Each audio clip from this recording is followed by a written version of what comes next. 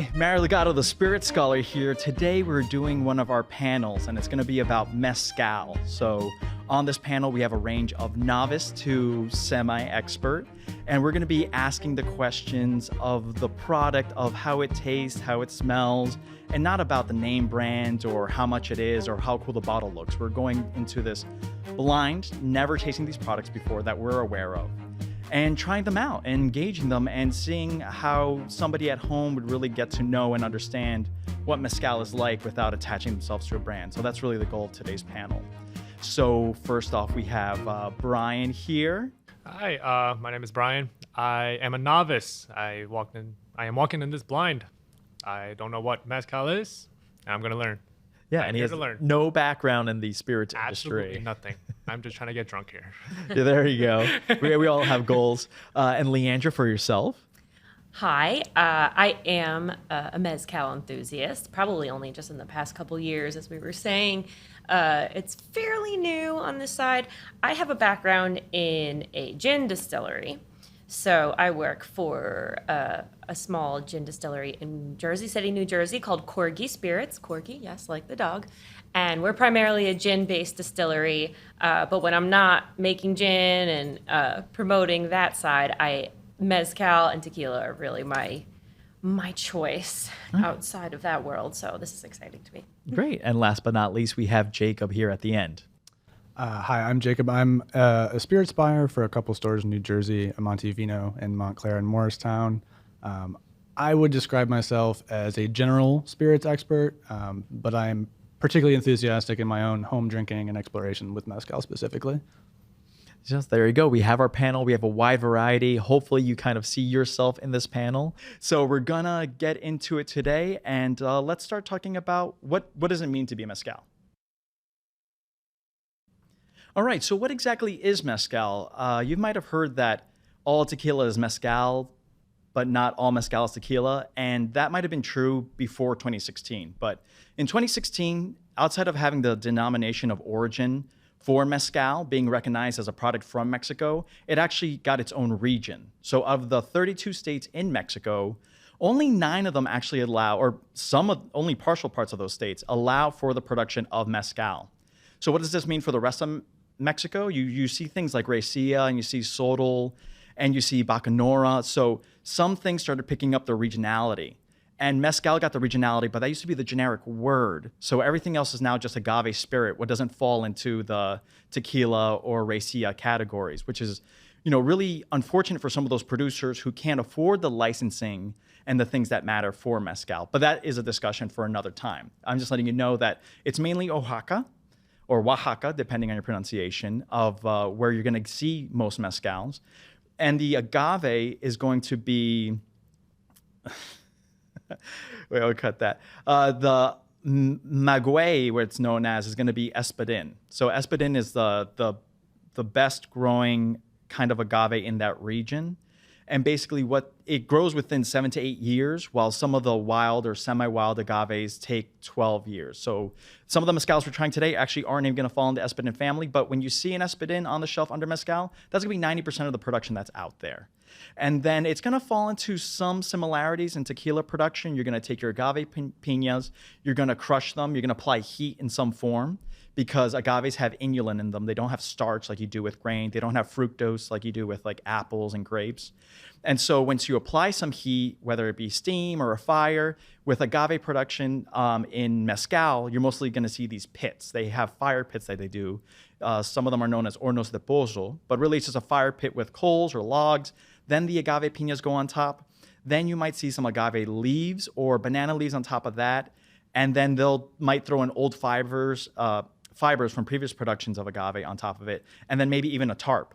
So they'll blanket it, keeping that steam and all in there, and that will last for hours to days. So when you get a really, really smoky mezcal, that's all those sugars running off from the agave piña onto those coals, adding more smoke and flavor into that. So the same way that peat affects malted grains is the same way that this smoke is affecting the agave piñas.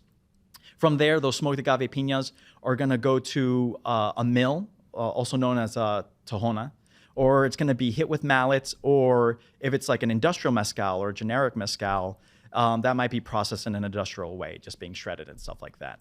And then that's going to be fermented. Some people choose to have, safety fermentation and have it come from a lab. And other people choose wild fermentation. So that takes much longer, but you're getting much more dynamic flavor in there. So you're going to see a whole wide range of that between the traditional mezcal. Then we have artisanal mezcal, which is what you see a lot on the market now. And then you have ancestral mezcal, which is a little bit more limited, and I'll get to that once we get there. But that is really as authentic and as campo and woodsy like as you can get when it comes to a mezcal. So then you have like I said, you have the fermentation, and then it's distilled. It could be distilled in copper stills. It could be a column still if it's industrial, and it could also be in a clay still. It could be in a wood still. I mean, this is extremely backwoods authentic when it comes to mezcal. And I think that's what a lot of people enjoy about it, and what's really delicious about it too. There's a lot of labor love that goes into all of this. And then there's the option for aging. You most likely won't see it though. Most of the mezcals out there are blanco or they're joven. So they're untreated, they're uncolored, and they want the agave, they want that piña to stand on its own, and especially the production they put into it. And then basically that's it. It gets bottled typically in a funky bottle, and I'll show you those at the end. And then that's it. It's there for you at home to enjoy. A lot of bartenders have kind of picked up the mezcal vibes, and they have incorporated it into cocktails, like a mezcal Negroni is an option out there, something that we were discussing earlier. So it's definitely something that's on the up and up. It kind of hit the mid 2000s.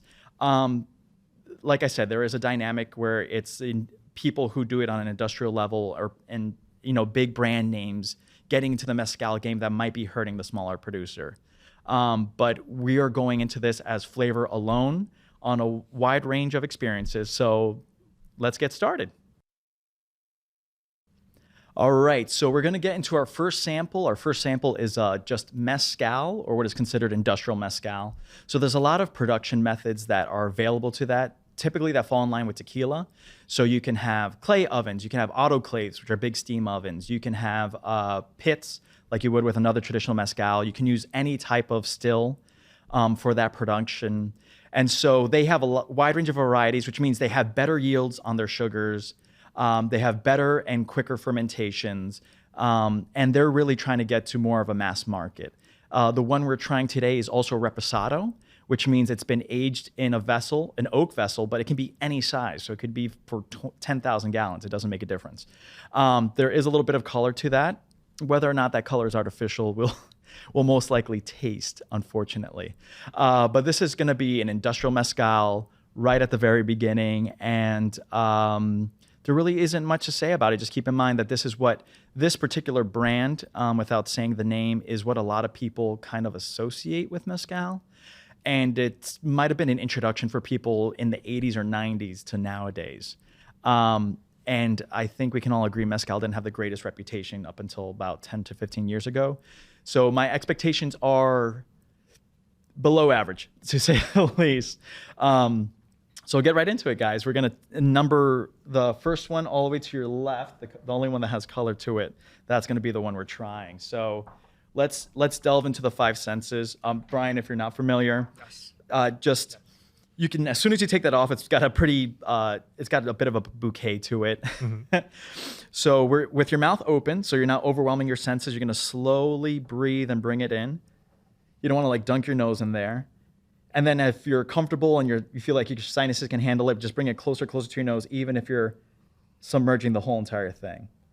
Mm-hmm. So for you who's not really a big drinker, what are you pulling from this? And you don't have to be nice about it. Oh man, I don't know. It smells like rubbing alcohol. Okay. A little bit of rubbing alcohol with little, like you said, little woodsy. Oh, you do get some wood from that. Okay. Yes, you do. That's it. Rubbing alcohol, man. Okay, no, that's fine. Hey, that is, I would say 100% of booze is rubbing alcohol, and then we convince ourselves it tastes good because it makes us feel like dancing. Absolutely. Leandra, what are you pulling from this as someone who is semi-proficient in spirits or in mezcal in general? Like, what's your approach to this? Like, do you have a different way of approaching the glass for nosing, or what's something that you're pulling away from smelling it right now? Yeah, I mean, I would say just from kind of my experience with anything barrel aged, you definitely get that oakiness around it. got some heat to it. Okay, you're feeling that sinus cavity tingling right now. But I love mezcal. I can just drink it straight on the rocks. Oh, good. You don't have a choice today, so that's fine. Came to the right spot. And how about for your Jacob? What do you think, as someone on your level who's had quite a few mezcals? Where does this sit with you in your approach? Well, I think for me, one of the things I always am skeptical of is aged mezcal. Okay. That's not to say that there's not great ones. Of course there are. Mm-hmm. But when you're talking about an industrial mezcal, I think a lot of times barrel aging is a good way to round off some corners that maybe you don't really want to be there. Okay. Now that said, on the nose, there's oak, but to me, what I'm really getting, it has like an intensely artificial, like mesquite smokiness. It doesn't have this smoke I typically Like liquid smoke, like in cooking. I mean, it smells like burnt barbecue meat. There's like a really like kind of like savory, meaty. Right. smoke. It's that jet black carbon hot dog that Dad left on the grill. Yeah, exactly. Okay. When I'm looking at my notes here, for adulteration, you can add flavors through maceration, which is letting something soak in there, and when you're talking about spirits, or through redistillation. So I think this might have just been barrel aged, very neutral barrel. They got color in there somehow, and it could be a natural element or natural flavoring. So whatever. Now let's go to the next part. Let's all just take a very simple sip. We'll prime the palate. We'll take a second sip, let it linger there, and see what kind of. Let's go for texture. What kind of oils, what kind of dryness is the heat just overwhelming? Let's go with that, and then we'll get into the flavors.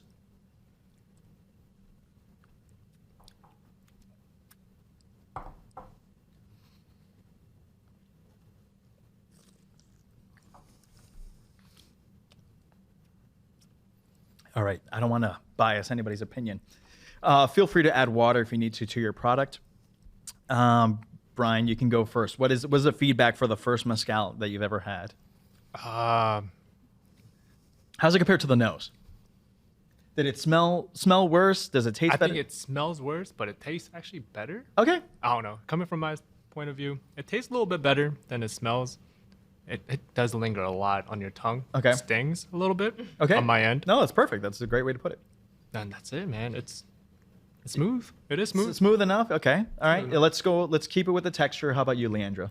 Yeah, so definitely feel that heat like all in my mouth. still. Okay. I love spice, so it's kind of like a similar vibe. Or do you feel like you're getting spice off of it versus temperature heat or ethanol heat? A little bit more so. Okay. Yeah. Okay. Cool.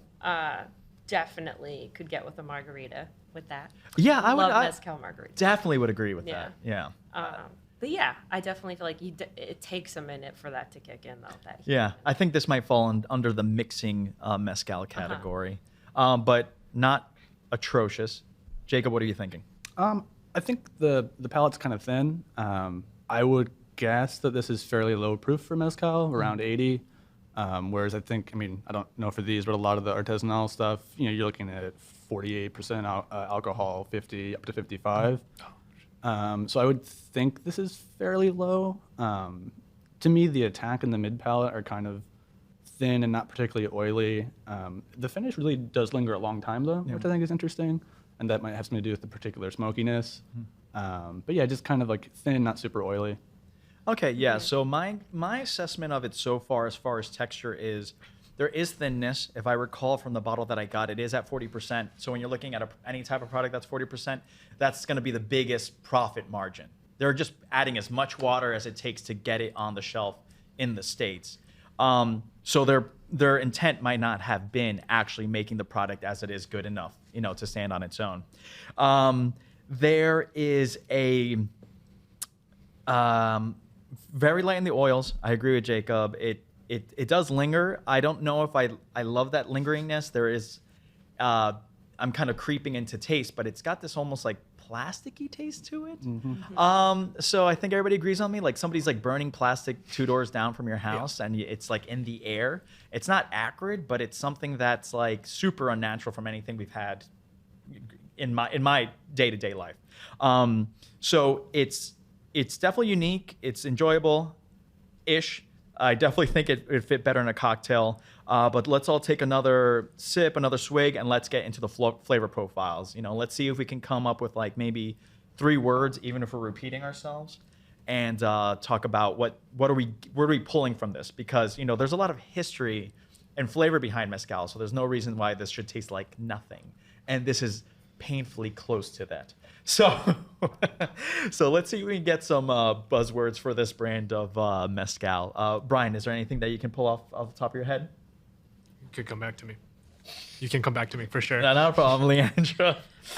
Honestly, I feel like on the front, I almost feel like a little bit of cardamom or cinnamon, a little bit of like a baking spice. And I don't know if that's just from the barrel. Influence. Yeah, which kind of softens it. And yeah, just the smoke. It definitely feels like a liquid smoke like we were talking about before. Do I need one more word? You're good. You're good. Jacob? Yeah, the liquid smoke thing I think is big. There's a sweetness to it that doesn't strike me as agave sweetness, so I think that might be the barrel influence. Okay.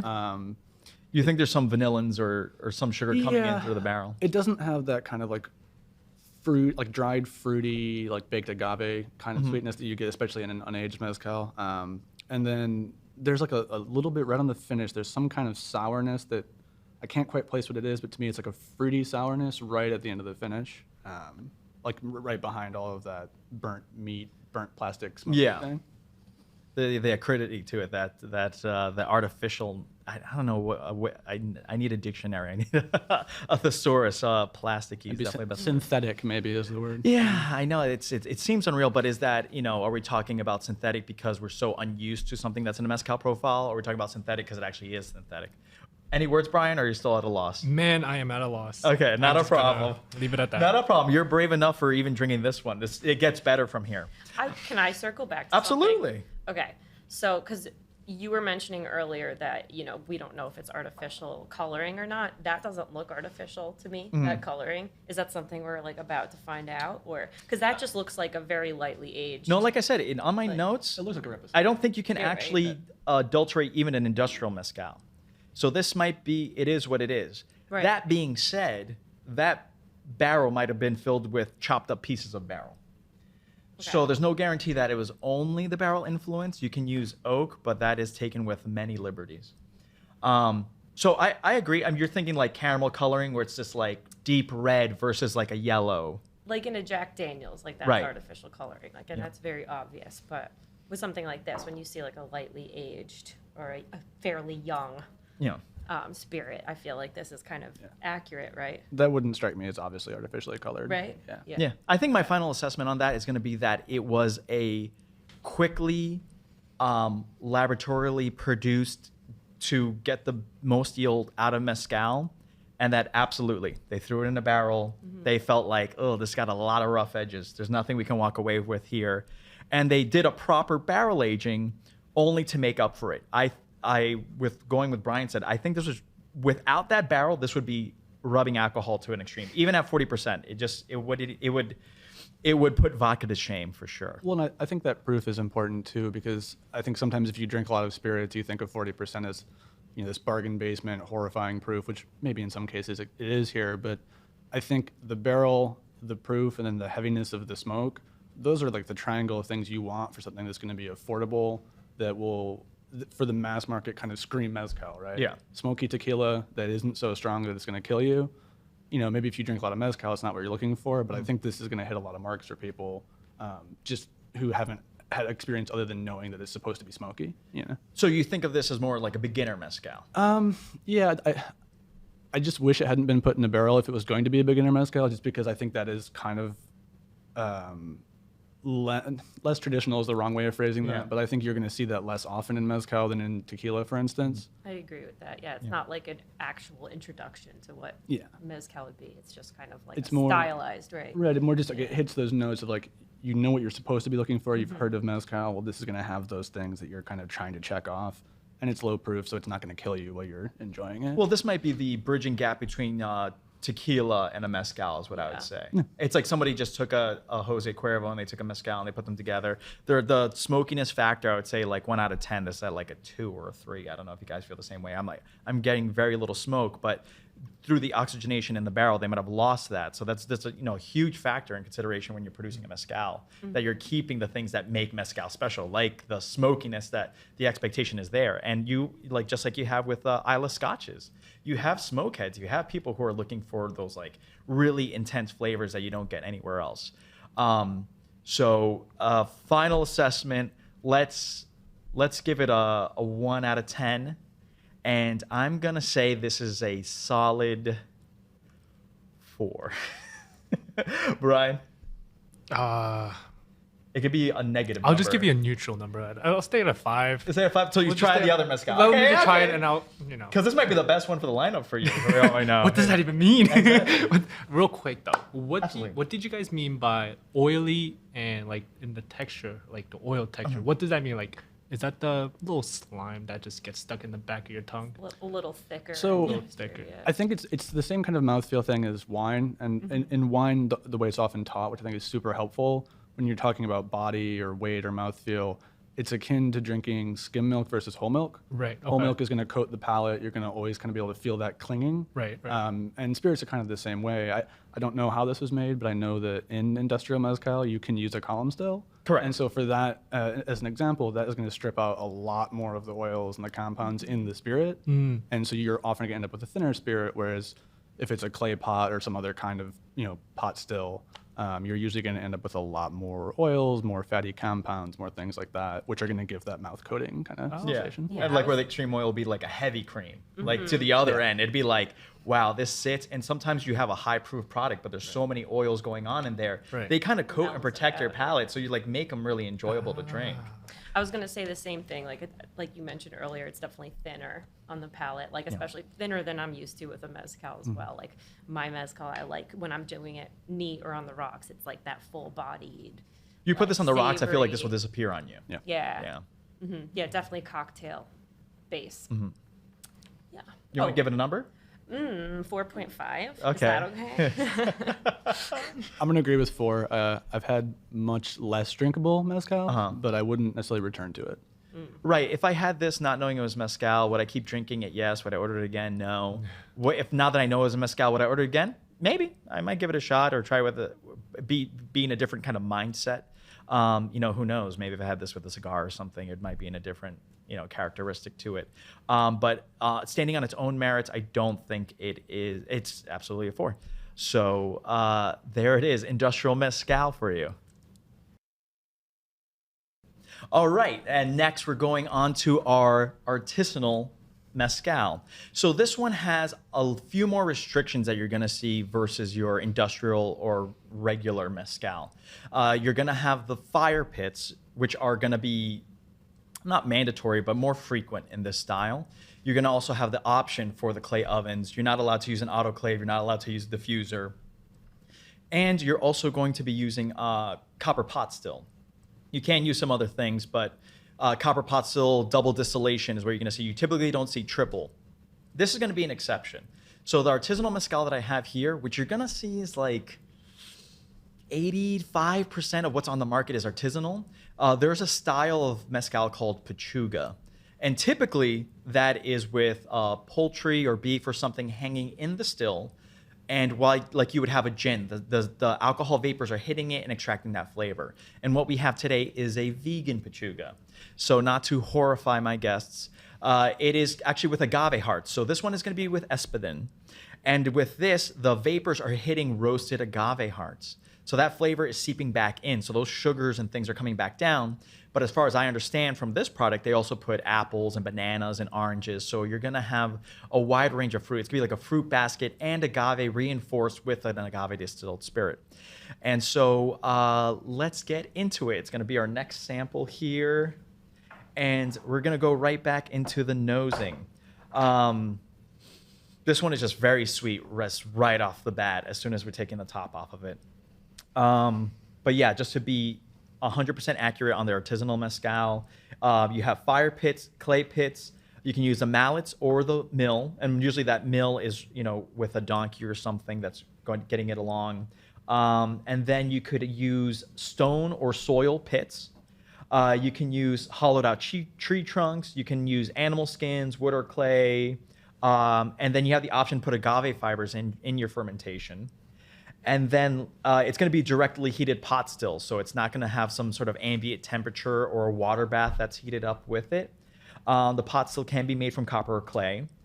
And the still head, which is the upper part that's going to collect your vapors and it's going to affect your reflux and stuff like that, that can be made from copper, clay, wood, or stainless steel. Again, the agave fibers are an option in the distillation process. So before that, the traditional mezcal is made like nearly every other spirit. There's a few more limitations on this that really affect it, and this leans way closer into your traditional mezcal that you see on the shelf. Even some big brands are doing artisanal mezcals. So let's get into the smelling portion. What's everybody pulling off of the nose? Brian, did you get a chance? Yes. It's way sweeter than the first one. On the nose, you're smelling sweetness. Yeah. Okay. It doesn't punch you as hard. Okay. Yeah. Like you're not getting that thin alcohol punch. You're getting some rounder, sweeter kind of nose on there. Right. Is it do you feel like it's more of a baking sweetness? Do you feel like it's more like a powdered sugar, cotton candy kind of sweetness? I'm gonna say like a little bit like candy, like fruit candy. Like candy, okay. Like you said, like you have like you could put like fruits in there, right? Yeah. Yeah, like definitely like it's more sweet. Like Airheads or something. It's like opening up like a package of it, getting that sugary sweetness versus like something baked. Right. Yeah. Nostalgia, Airheads. Yeah, Airheads, Love an Warheads, Airhead. all of it. Oh wow. How about for yourself, Leandra? What are you getting off that nose? I definitely feel like a fruity, sweet, tart situation. Okay. You know what I mean? Like Like feel a Starburst sweetheart, Yeah. or like God, what? Not Everlasting Sweet tart. Lobster. Laffy Taffy. sweet tart. Sweet tart. Okay. Sweet tart over taffy, yeah. Okay.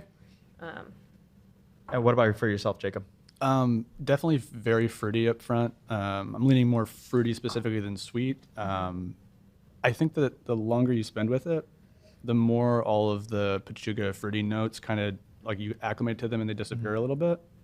And behind that, there's a lot of like green vegetal notes, which I usually look for in mezcal. Okay. And like very present smoke, but not like out of balance or overwhelming. For green vegetable, are we leaning towards cucumber or going towards spinach? Like vegetal more than vegetable, like herbal, like plant matter. Okay. Like forest floor, that kind of thing. Compost, moss, heather, Like heather. sort of mulchy almost. I'm gonna say I'm getting a little bit of smoke. It doesn't feel artificial, and it doesn't feel like I'm leaning over a campfire. It's this really nice, like woodsy, cedary kind of smoke that's like fairly gentle. It's not intimidating. It's not offensive on the nose.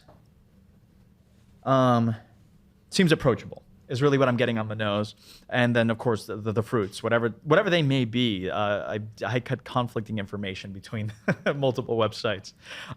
So let's go into the palate. So let's take a primer sip, another sip, and then Brian, you can get right into like is this as thin? Is this rounder? Is there more heat on your tongue? You know.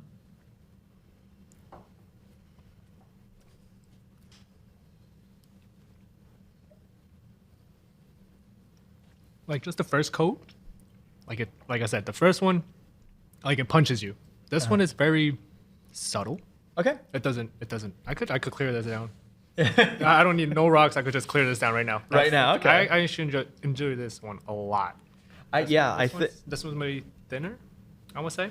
Okay, but that's not always a bad thing. Yeah, it doesn't leave the texture, the thick texture that the first one had, like with the oil and whatnot. I like this one. Okay, great. Leandra? I definitely feel a fuller body here.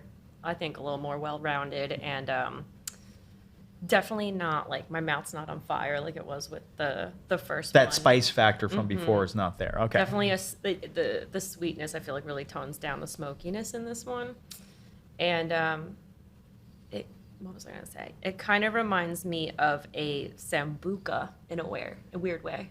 Okay. Do you know what I mean? And no, I don't. Like I feel like I get a little bit of like some licorice or star anise. Oh, like that. Okay. Yeah. I'm like, it's not that sweet. Okay. No. I just feel like because it's not that full body either. So you're but it's getting just- going into the herbaceous and in the botanical end of what Jacob was saying on the Yeah. nose. You're thinking, like star anise, fennel. stuff like Yes. that. So on the nose, I felt way more like sweet, fruity, sweet tartness, and then this felt more full body, kind of, yeah. Yeah, this definitely, like, I had a glass of water right after some licorice, you know? Yes. Yeah, for sure. Like Angelica or something in there. Yeah, yeah. Jacob, what do you think? Definitely more body. It's an oilier mezcal for sure.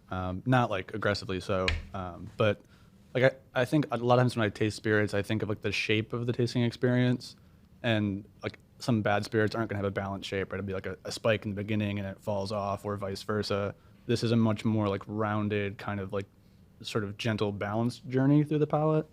I still think it's super approachable. It's not really, really funky. I mean, there's some really strange mezcal out there, and this is not one of them. And for a Pachuga, I don't think that it's like aggressively fruity, which I like. Okay. I actually tasted another vegan Pachuga at work on Monday, I think. They used only oranges, and it just tasted like orange juice. It was like so, It was like triple sec and it was mezcal combined. so overwhelmingly orangey. It was just very unpleasant to me. This still has the backbone of just being a mezcal, and then obviously there's some of the botanical elements, some of the fruity elements that come from the Pachuga process, but it hasn't like gone too far into the deep end, I guess. Yeah, I think this is a little bit more elevated than other mezcals that I've had. I want to say, in comparison to the first one, there is a balance to that, the thinness and to the heat. I felt like the first one was like a seesaw. It was like fake plasticky, kind of round, and then like thin and like really hot on the palate. Where this is like, you know, for lack of a better word, watery, but watery in the sense that it's like balanced and cooling and coating, and it's not this like, oh, I'm only tasting smoke when I breathe out. It doesn't feel like I had a cigar. It doesn't feel like I'm chomped into the head of a smoked agave, even though that's one of the selling factors for this product. Next, let's get kind of into the taste of it, because I think this is going to give us way more options than the last one did. And hopefully Brian has something to say about it. So let's take another big sip and let's kind of get into this Pachuga artisanal mezcal.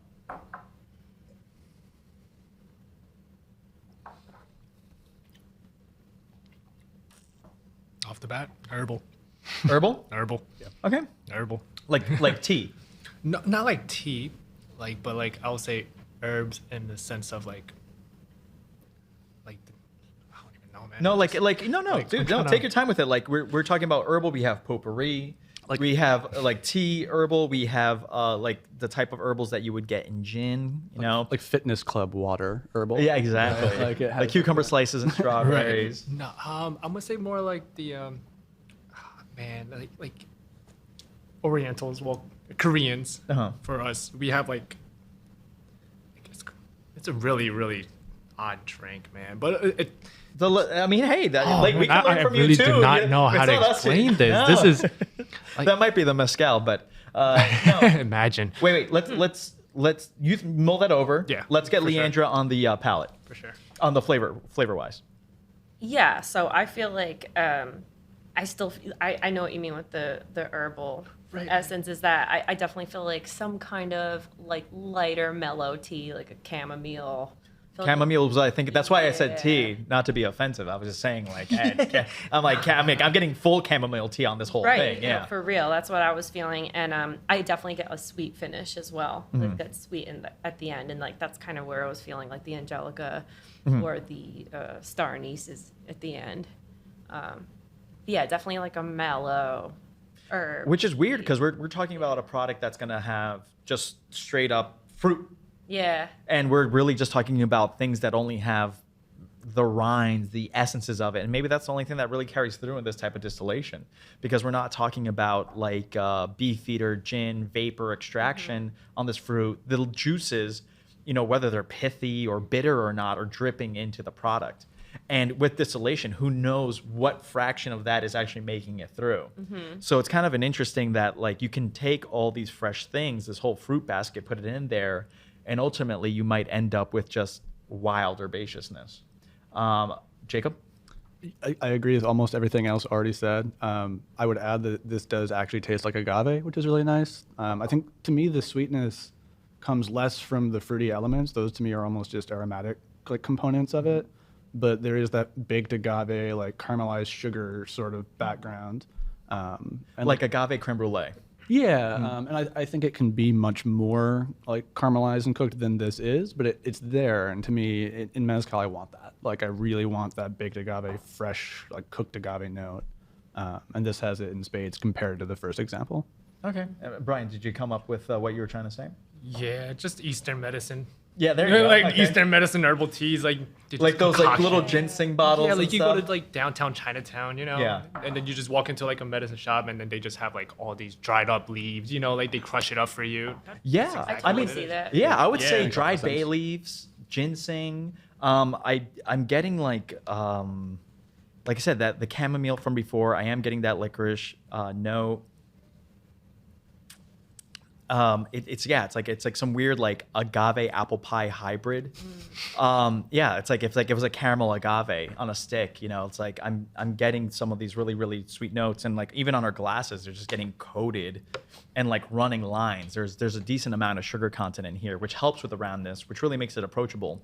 But having that glycerol or sugar content without making it sweet and tasting sugary and hurting your teeth is really an important balance that. Distillers and any type of product that they make really have to take into consideration. I think it's interesting too, and I'm just guessing here, since having not seen the bottle, but all of us have said that this is a much more approachable, smoother, easy to drink mezcal. I'd be almost willing to bet everything that is in this room right now that is higher proof than the first one. Okay. Like, I don't think it's exceptionally high proof, but I bet you it's higher. But that balanced kind of palate makes it come across to me much more approachable. There's flavor there instead of just heat. Yeah, Right. even though this heat feels like it would be way Oh, yeah, up. in way more proof, intense. Yeah. Right. Yeah. Like the heat, unfortunately, is never indicative of the whole picture. Right. So sometimes we get in our head like, oh, this makes my mouth hurt. This must be like so high proof. In reality, it's just traditional 40% proof. It's just how it carries it, and that's a huge factor that goes into your production methods. And it affects a lot of things. And so whether or not they decide to do something, not exclusively mezcal, but for any product, this is an issue they face of the thin to heat ratio. So that's why like bourbon that came out in the 60s was just like thin and it was hot, and people just had this idea that it was just wildly undrinkable.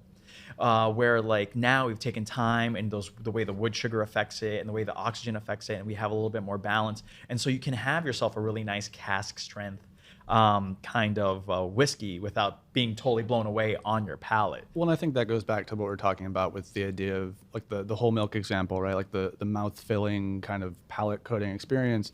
Sure, it might have a lot more alcohol, but there's something there to carry the alcohol, right? Like to sort of spread it across the palate to balance it out. I mean, I've had some 80 proof whiskeys that were like incredibly harsh and hot compared Absolutely. to stuff that's 55, almost 60% alcohol. And that to me, I think the obsession with stripping things out, whether it's in the still, whether it's through filtration after distillation, sometimes it can make the proof feel much, much hotter than it actually is because there's not as much there to kind of carry it. Right. Yeah, even like the nose can be really hot, and it just like really just makes your eyes water, and it's just like, oh, but this is only 80 proof, 40% alcohol. So it's really an art form. So kudos to this artisanal mezcal. They're not all created the same. Some kind of leaned into the smokiness a little bit more than other mezcals, and so artisanal mezcals is definitely going to be a step up from the industrial mezcal. Holy cow! I got to stop mezcal getting to finishing you. these glasses. Jesus. But yeah, so they're not all made the same. Artisanal is going to be most of what you see. So do your research, see what's interesting. Like Jacob was saying, this isn't the only vegan Pechuga mezcal out there. If it says Pechuga on it, it is with meat content. You're not allowed to say Pechuga when it's just with fruit. Just something to keep in mind. They can apparently, as of the thing I just tasted, they can have a hang tag on it that says Pechuga. It just can't be on the TTB approved label, which Right. to me is kind of misleading. But Yeah. Yeah, it's just like, hey, just put a tag on it. You could just say anything. It's like, You oh, it's made kind of- with yeah. diamonds. It's like whatever. You're not obligated. this is why all retailers should just throw out the hang tags. Just saying. I want to say one more thing. Because Absolutely. Now that this is lingering, I'm feeling like I don't know. Okay, this is a '90s thing. There was a throat spray that was like super menthol. I feel like now I'm getting some menthol in there. Menthol, I get. Like yeah. right now, like I feel like after it was chilling for a bit, where this one, my whole mouth was on fire. This I'm just getting in the middle. It's not of the palate. Bianca. It's not like the mouth spray. It's like Banaka. a throat spray, like it basically just numbed your throat. I know what you mean, Do but you know what I'm talking the one about? I It's had was green. not menthol. It was like a pink one. Okay, I had a green one growing up. It's like whenever you had a sore throat. Well, I think hit. Vicks has one too that you just spray it, and it's like a blank spray. It's when you have a sore throat. And it literally just numbs your Deadens throat. everything. I think I that's the sort of medicinal felt- factor that we're talking Right. about, right? I think it definitely plays into it. I am feeling almost numb, felt- but I don't know. That's right, about and it. like the middle of the palate though, So a you little guys bit. have That's where I was like, Listerine mouthwash, menthol. brown Just, Listerine. you know. Brown Listerine is what it's like. We're Not making like it that. sound Wow, so if we're gonna do tasty. that- if we're gonna do that. Everyone enjoy this delicious mezcal. Yeah, there you go. The brown Listerine of mezcals. there's no way of knowing. All right, and let's give it a grade. Okay, so we're looking at our artisanal Pachuga vegan mezcal. I started off the grading last time. I'll keep going. I'm gonna give this, I don't know, because the next one is very expensive. I'm gonna give this one an 8. Brian, what do you think? Honestly, because I did enjoy this, I'm gonna give it a solid 8. Okay. I'm gonna give it a good 8. Okay. I did enjoy this a lot. Okay. Leandra? I was gonna say 7, but that's Go lower. Go lower. Yeah, my personal preference. Give it a 3. I don't like care. a really full body mezcal because I like it. Like You neat, felt like so- this was still a little wimpy. This wasn't as punchy For as you my wanted to be. taste. Yeah, that's fine. but it's solid. So I'm 7, 6, yeah. 6.5? 7. 7? Okay. Good 7. I'd say Jacob? 7. I like it. I think it's well made and well balanced. I don't have any way of describing this properly, but I feel like it doesn't have whatever the intangible thing would be if I was tasting 10 mezcals in a row that makes me go, that one. Like, it's good. I like it. I would happily continue drinking it, but it just doesn't, like, make me react any stronger than that. Yeah, you're not getting that like jump out of your seat for joy reaction out yeah. of it. Okay, no, I can respect that. And so let's move on to our next mezcal. All right, and last but not least, we have our ancestral mezcal. So this one's going to be a little bit harder to find, but the benefit of it is not a lot of big brands are kind of latching onto ancestral. It's more expensive to produce. The profiles are just a little bit more intense, not for your average consumer, and then that's not their goal. But when you have somebody who's working out there, slaving away at making a traditional and really beautiful and aromatic and savory mezcal product, you're gonna find it in ancestral. Your price point is typically gonna be, if not at 100, upwards of that, and depending on your interest level, is well worth it. So, you know, of all these things, I would say start with an artisanal if you're a novice in the world of having mezcals. But if you're getting bored of mezcals or you just want to really affect your palate, you go and search and seek out ancestral mezcals. They're going to be harder to find nowadays just because of shipping issues. So me, myself, I had to travel out of state to get a bottle of it. And I think it'll very much be worth it. So just to get an idea of what an ancestral mezcal is, you're getting more limitations than you are with the artisanal. So you're only allowed to use a fire pit. That's it. No more clay pits, no more ovens, no nothing. Just a fire pit.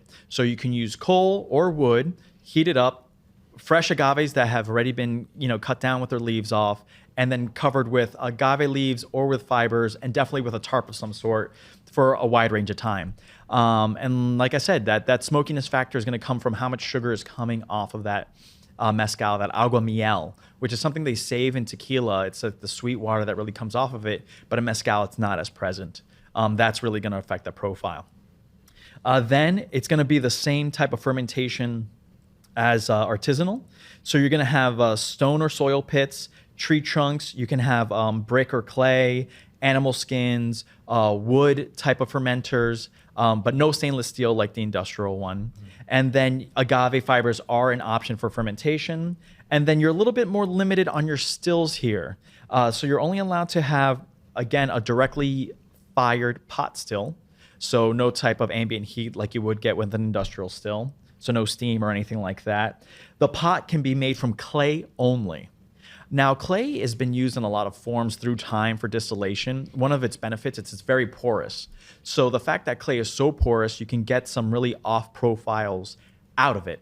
So when you see some sort of like sojus, baijus, sochus, sometimes they have clays either in the stills or for aging, and it's gonna get a lot of the off, funky, oily kind of profiles out of there just from the porous nature of the clay. So it not only does act as a vessel, but it has intention behind it. Whereas like when you use a copper still, it will get the copper itself will have pores that absorb like the sulfur that you would get from the grains that are in there. So directly heated pot still, only made from clay, and the still head can only be made from clay or wood. So another factor that plays is really important in the fact of getting your reflux going on, or the the absorption effects of the wood or the clay. And you're allowed to use copper or steel in artisanal. You're not allowed to use that with your ancestral. And you're allowed to use agave fibers again as an option during the distillation process. So let's get into the first part, which is going to be the ancestral mezcal. So we're going to start nosing. Brian, you can get a head start on that. Man, I took, like, while you were talking, I took a whiff of it. I turned back real quick. It actually hit hard, man. It took me by surprise. Of all three of these, you think this is the most pungent, or this is has the biggest effect on your nose as far as like an alcohol profile or something like that? Nah, the first one takes that cake. Oh, really? This one right here, like, it's like the second one. It's still mellow. Okay. But it gives you that good kick. But where's this kick coming from? Is it coming from smoke? Is it coming from, you feel like there's a lot of alcohol, like a rubbing alcohol or peroxide or something? Do you feel like the kick is just coming from some sort of other intensity that you just can't put a finger on? Man, it's more, oh man, it does smell fruity, and it's kind of sweet too. It does have a sweet sense to it. I don't know, man. Sheesh. Yeah, there is no pechuga this time, so there's no sweetness. No, I don't want to say adulteration, but there's no affectation or effect on it from an outside fruit source besides the agave piña that was in there. I mean, smell wise, like I said, it's pungent, but like it goes away after a while. Okay. So it gets, like, I could get used to it. It's not like lingering and just stuck in your nose and it's stinks. just you get the first hit, and then you're like, oh, I smell it, but it just lingers down. Like, it still calms down a little bit. Oh man, like, it's really difficult. Okay, not a It's problem. difficult for me on this one. Leandra? Honestly, I just got Christmas. Really? Like, Okay. off the bat, yeah. I feel like it's not like that sweet tart as a. As a second one? Yeah, it's like more. I feel like more like kind of pie or something. Okay. I feel like I don't feel like a lot of heat on the nose where that one like just burned your nostrils. This is like. We're talking fruit pie, like a peach or apple. Yeah, like Okay. more of a sweet, like even like pecan. Oh wow, okay. Yeah, I don't know, like definitely maybe that's the agave in there, but I definitely like. Are you thinking nuttiness or just sugar's effect on? Okay. Sugars? Yeah, because pecan is like super sweet, isn't Like it? a brittle. Yeah. Okay. Yeah, because I think that, like, literally, you know how isn't smell like the most triggering, like memory triggering? Absolutely, sense or yeah. whatever. So that immediately was like Christmas. Yeah. Like that's what I got anyway. Yeah. Whatever's in my house, I don't know. I think that like it has more of a connection to memory, and then I Yeah. think like your senses of smell are stronger than your senses of taste anyway. Mm-hmm. So if you can, if there's like 600 parts of smell, there's only like 1 or 200 parts of tasting. So there's like not even a big reach for you on that. So no, I mean, like, so it's triggering a memory. So hopefully it was a very good Christmas. I'm neutral. I don't know. Yeah. Jacob, what do you think? Well, for it's yourself? funny that as soon as she said Christmas, I was like, oh yeah, it's like a clean piney smell. But no, we were going straight for the pies. But to me, it's pretty clean. It's kind of subdued. I've had like a number of ancestrals that and artisanals actually that because of the variety, because of fermentation decisions, are really like cheesy and like funky. That solventy, yeah. Yeah, and this does not have it. It's really clean, kind of bright. There is to me kind of like a coniferous tree, like pininess to it. That's some resin or That's something what it going is, on yeah. there. But then underneath that, there's definitely sweetness. I mean that caramelized agave sugar thing, right? Like this same kind of thing you guys are Yeah. talking about. I'm going to go on a tangent. And so with rum production, you have rum fermentation. They're trying to get esters or congeners. And basically it's when, the fatty acids reacting with, oils and oxygen and all these things. And they create these really rich profiles. So sometimes when you have like a Jamaican rum or rum agricole, you get these really, really intense esters. And I think in this agave, this is something that's really present because even though we're not having that fruit influence, there's a lot of fruit notes going on. And so when you have a funky like Jamaican rum, it's like overripe banana and mangoes and pineapple. And I don't want to say that's here, but I want to say that there is a cousin to that, which would be like a more, Mexican style of it. And I think it's pretty present. I'm getting some kind of like pineapple skins or peeled pineapple. I'm getting some like horchata, milky, cinnamony kind of thing going on. And I feel like there's something in the production method here that is borrowing for sure from rum production, which might be a long fermentation. It might be or natural fermentation versus a bottled product. So I think as far as the nose goes, this agave did a really good job of kind of taking a singular item like an agave pina, because this is a single pina. You have ensembles, which are like multiple pinas in there. And when you have a mezcal that has multiple ones, they list it by how much of it is in there. So as a standalone agave, they did either this agave plant is magical and it has a lot of fruitiness going on too, which is possible, or they just really did something special with the fermentation process. So kudos to these people, but I think they went like all out trying to get congeners, trying to get esters. Let's take a couple sips and let's get into the mouthfeel of this.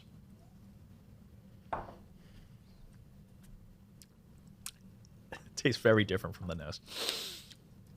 It does, yeah. Yep. It's just so funny when that happens.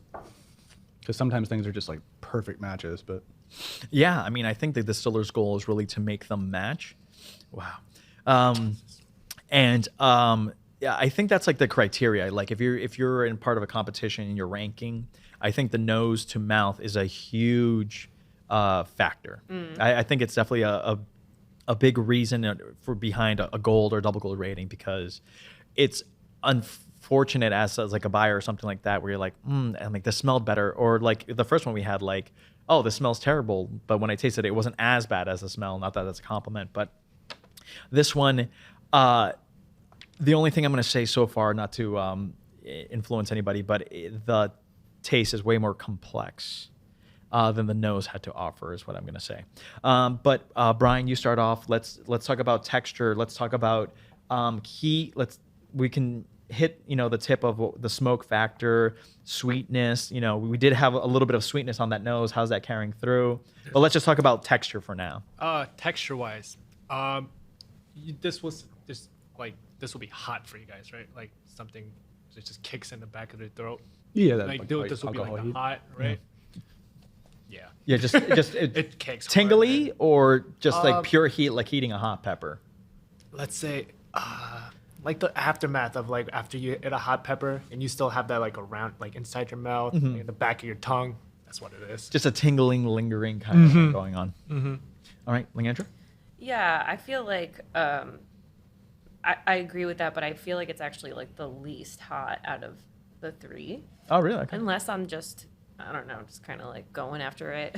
But like you said, totally different from the nose. I felt a much more herbal, piney kind of on the palate, vegetable forward a little bit. Okay. Like some thyme, maybe. Okay. Thyme and like yeah, like this, it's so interesting how the nose is super sweet to me and super like mellow, and then this was just like a kick of herbs and like vegetable forward to me on the palate, and it didn't feel like, as texture wise, I don't know if it's just like those herbs that are cutting it, but it didn't feel as full body as I expected it to. You think in the sense more so that it's a higher proof, or just less sugar content in there and it's just less roundness? I think it's less rounded than artisanal, yeah. Okay.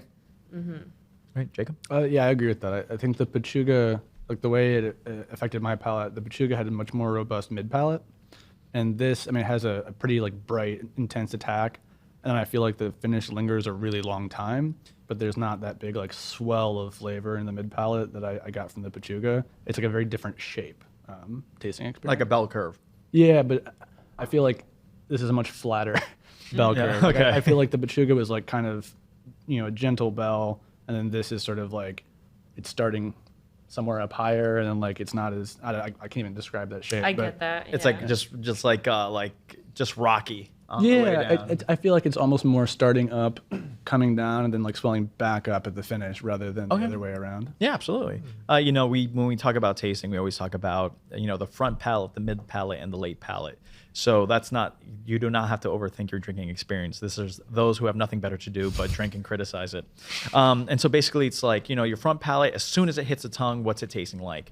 The mid palate, okay, it's there for half a second. What are you registering? You know, you're not going to get flavor. You're just going to get the sensation. You know, we're talking about flavor versus taste. You know. So if you close your nose, you get the taste of something. You get the viscosity or kind of the sweetness. But if you let your nose take in the scent, that's the flavor. That's the texture working with the nose. And so you're getting a little bit more of that. So that kind of is where the mid palate starts. And then for the late palate, it's just kind of like, what's it leave you with? Because there's some bourbons that just hit you with corn heat up front, and then when you're breathing it out, it's just caramel. So there are some things that, you know, this changes. So going into Jacob's kind of like talking about a bell curve or talking about a line, you know, there are different stages to the experience. You know, it's not it's not straight to night juice with all spirits. You know, sometimes there's evaluation involved. I'm gonna say that when I was talking before ad nauseum, like I do, I was breathing out, and there was just like this insane amount of tingling that came out. So I was shocked when you were saying, Leandra, that it was there's less heat to this, because I was just talking, and I was like, I had to stop, and I was like, wow. I'm like, it feels like a pepper mill is coming from the back of my throat out. It's a crazy long finish. Like as you were talking, I was like, I haven't had a sip for like 45 seconds. I can still taste it. I can still describe you what it tastes like. Yeah. It smells like. Really long finish. This one I felt in the back more. This is kind of like all around. Okay. If that, yeah. Yeah, there's in the. No, there's different approaches for everybody. So I also really like spice in general and heat. So it's like, I don't know if my palate's like a little burnt from that. No. Yeah. So I think it's capsaicin or capsicum or whatever is the element that makes peppers hot. And the same way that you can eat more hot peppers to get yourself acclimated to heat is the same way you can approach alcohol. So it's the same taste buds. So I think it's like V1 or R1 or something like that. And so literally the more alcohol you imbibe in, the easier it gets to drink. It's not something that like this heat will always be this heat. It's just a matter of practice. So that's why you see people who only drink sweet beverages, you know, when they start drinking, because they drink like once a month. Right. And so their palate never gets primed for a higher proof. But for those of us who happen to be in the industry or not, and they drink it every day, they just reach a point where I'm like, it's like, oh, this is like a 40 minutes. This is water. Yeah, it's like I need more than this. This is child's play. So that's not the greatest thing. So please, if you've reached that point, please reach out to somebody. But I think that I gotta drink more, dude. Yeah, exactly. Yeah, eat more hot peppers or drink more. You got to choose one. So you can actually acclimate yourself to it. But when you do acclimate yourself to it, you do get some nuances, and that's really kind of what we built ourselves up to in the industry. So when we go try a product and we evaluate, you know, you want to be like, I don't want this heat that is not a personal flaw, but it's involved in the product to get in the way of my evaluation of it. But definitely, it's a long fuse. It's just like I took a sip and then like in maybe 45 seconds, 30 seconds, I'm like, wow. I mean, it's just like it feel like a sparkler just set off when I was talking. So let's get into the next step. Let's get into taste. What are some of the flavor profiles you're pulling from this, Brian? And you can't use Asian medicine. You use that already. I know, right? You can come back to me, man. Leandra, yeah, you got plenty in your glass. You can mull it over. Leandra, what are you thinking on the flavors that are present in here? I want to say Angelica root again. Okay. Is that okay? Because I said that already. But It's not, but I'll. oh my god, I failed. Yeah, no, like I said, like I feel like it's almost like a more savory taste to me. Savory, meat savory, spice savory, seasoning. Spice seasoning, yeah, like I was saying before, I feel like it's almost like a little vegetable forward, where it's like super sweet, like cute, round on the nose, and then I feel like I definitely feel a savory, like I'd love to make like I don't know, like a cucumber, like rosemary kind of cocktail with that. I feel like you could use this in like a gin cocktail as a replacement really easily. Yeah, like a nice, almost like a gimlet. I wouldn't hate it as a hot toddy, to be honest with you. Totally. I think there's like this baked apple that I'm getting, and some black pepper. So I'm like, like that was the Christmas I was feeling. there you go. That's what it is. We've narrowed it down. And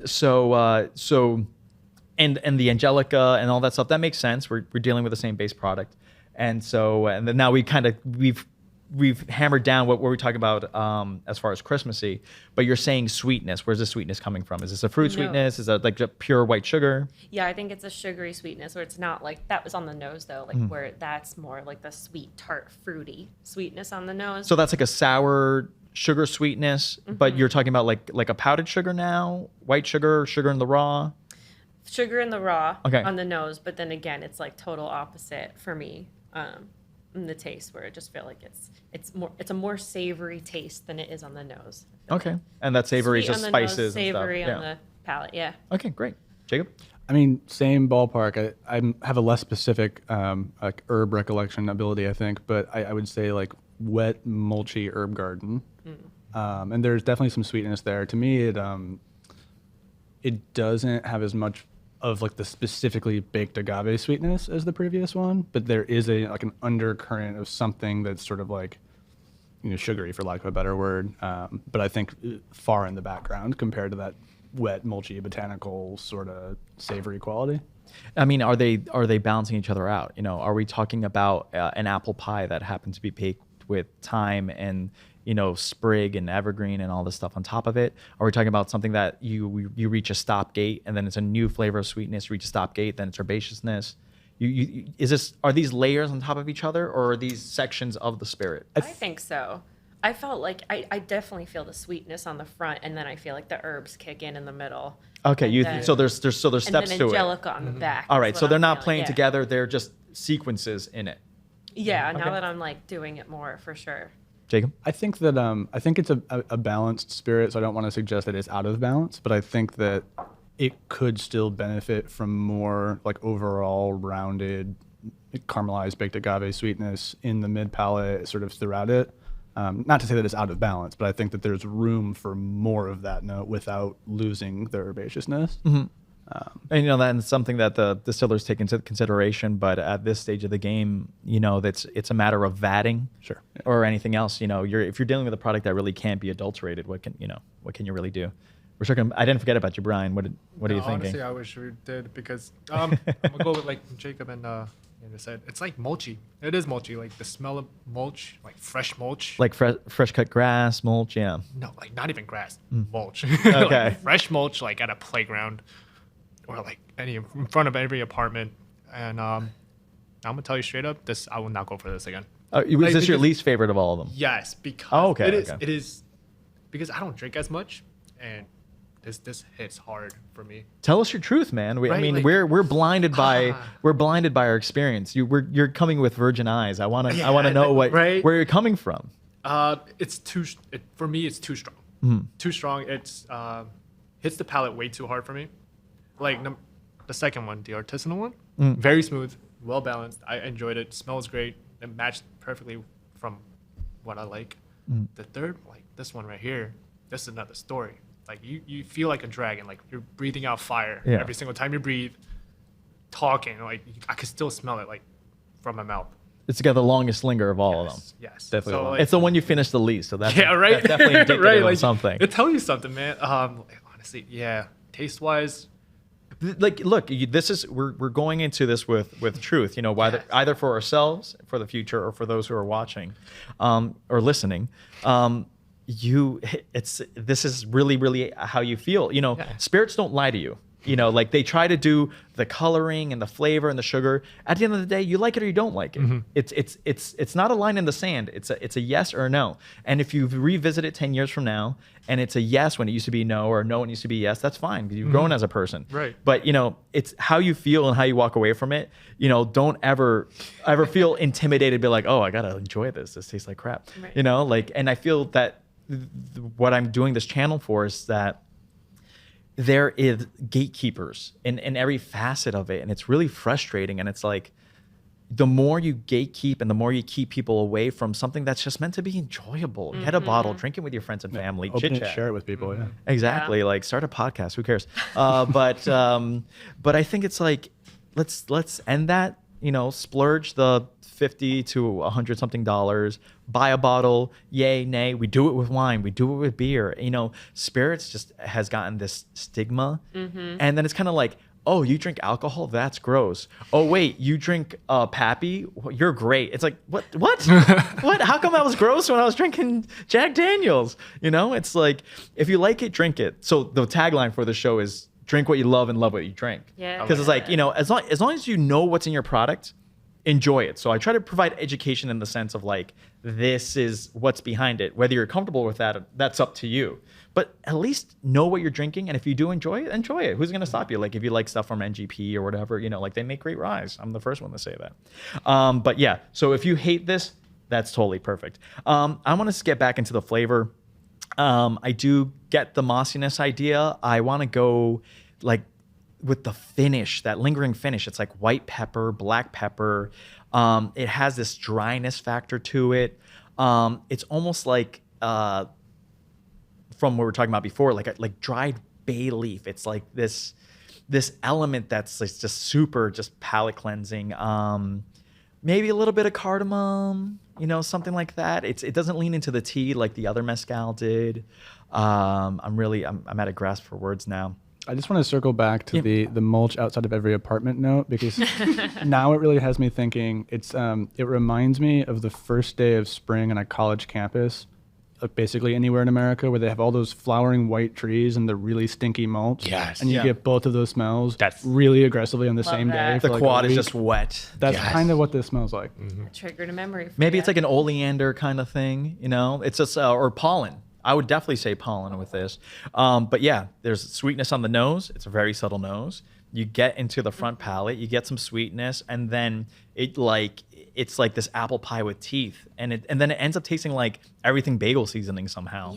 Yeah, like it's like, I'm like, am I getting garlic? And I'm like, am I losing my mind? Or I'm just like associating This it? is my favorite, honestly, like viewing how that's the lowest.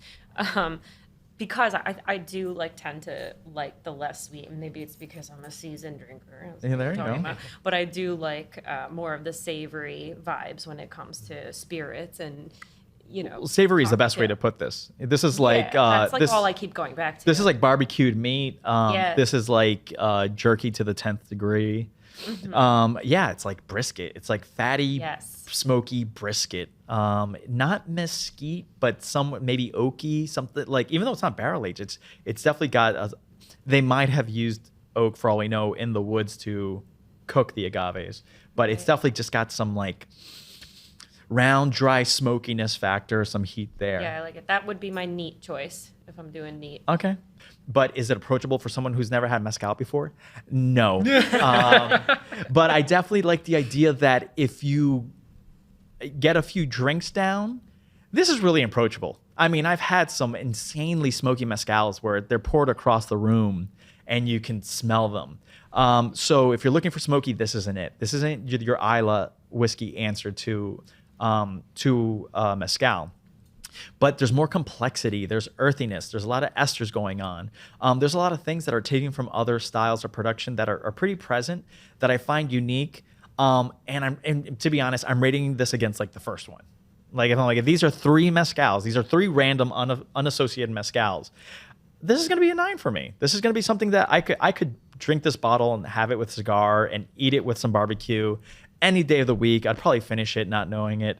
And I think that's a really, you know, I think that's what you're supposed to be looking for, the redrinkability to it. You know, let's not have our spirits on a pedestal and being like, I'm gonna open this bottle and drink it. Everyone's like, just drink it. I agree. It's not going anywhere. It's only getting worse with oxidation. Don't collect, don't flip. Yeah, exactly. Don't flip for sure. God, definitely don't flip. But it's a moment. You know, you're taking a product that absorbs the sun and you're fermenting it, you're distilling it. It's a moment in time, and enjoy it that way. And also for the price of it, you know, it's compared to other luxury items. You know, your car is $40,000, so the $70 you splurge, finish it in a night or two. Well, I also think yeah, mezcal can get very expensive, but if you think about the fact that higher end wild agave mezcals are coming from the mountains in the middle of nowhere, a lot of the agave is being hacked down with machetes and brought down by donkeys. It can be 15, 20, 18 years old, however, depending on the variety, before you harvest it. Like, there's a lot that has to go into it. Like, there's a reason it's expensive, Yeah, you have versus tequila, where you have farms. You have semi-farmed, wild, and semi-wild agaves, and so the humidors, the guys that are just chopping off and collecting all this stuff and bringing it back. Absolutely, everything that you said. Hard work. Yeah. If you're doing it in a non-industrial way, it is hard work. Yeah, and then you're talking about a product that only grows if it's espadin, it's 7 to 8 years, but some agaves can take up to 15 years to actually be ready to harvest. I want to ask like kind of maybe a little bit of an ignorant novice question, but from my understanding, because I'm not like totally, I'm a big tequila drinker, but I don't really know like the mechanics except for what we've been talking about. The difference, like the main difference between mezcal and tequila is the type of agave, right? Isn't mezcal blue agave So That is primarily? true. Yes. You guys tell me. Well, so Okay. tequila legally has to be Blue Weber agave. That's the only thing they're allowed to Tequila. use. Yeah. Okay. And then obviously there's, as of 2016 with mezcal, there's the different geographic designations, right? So tequila, I forget how many states you're allowed to make tequila in, but I think it's like in the dozen or something yeah, like but almost that. everything. But we Jalisco get is the from big Jalisco, one. Yeah. Yeah. Whereas mezcal, you have 9 different states. Any kind of agave that it grows in any of those states can be used. Free range. Yep.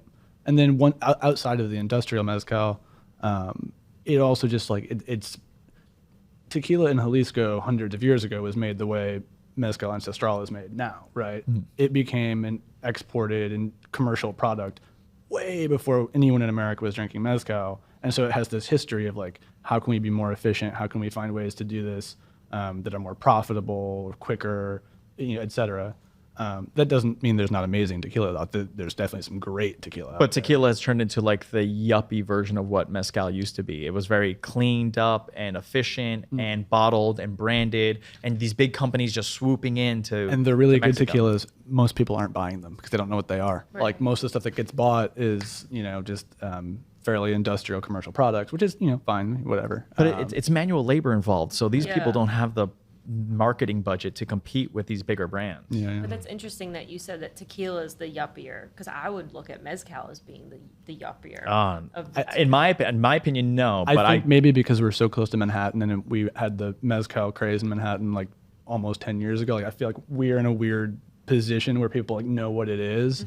But I think outside of like bigger cities in America Yeah, you're or right, places yeah. that have like a large Mexican community, I don't think it's really a well known. Oh, I meant like as a yuppie as an identity. So not that yuppies are yuppies are drinking mezcal, but Right, but okay. tequila is like the 3-piece suit Oh, I see. version of it, Okay. versus like mezcal is just like the guy with the backwards baseball cap.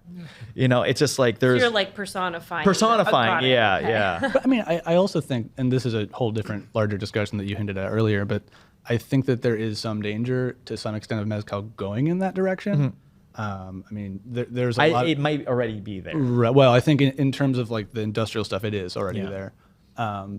But I mean, there's a whole discussion about who's benefiting economically from mezcal, right? But even just if you want to drink good mezcal, there's amazing spirits throughout Mexico that for hundreds of years were called mezcal.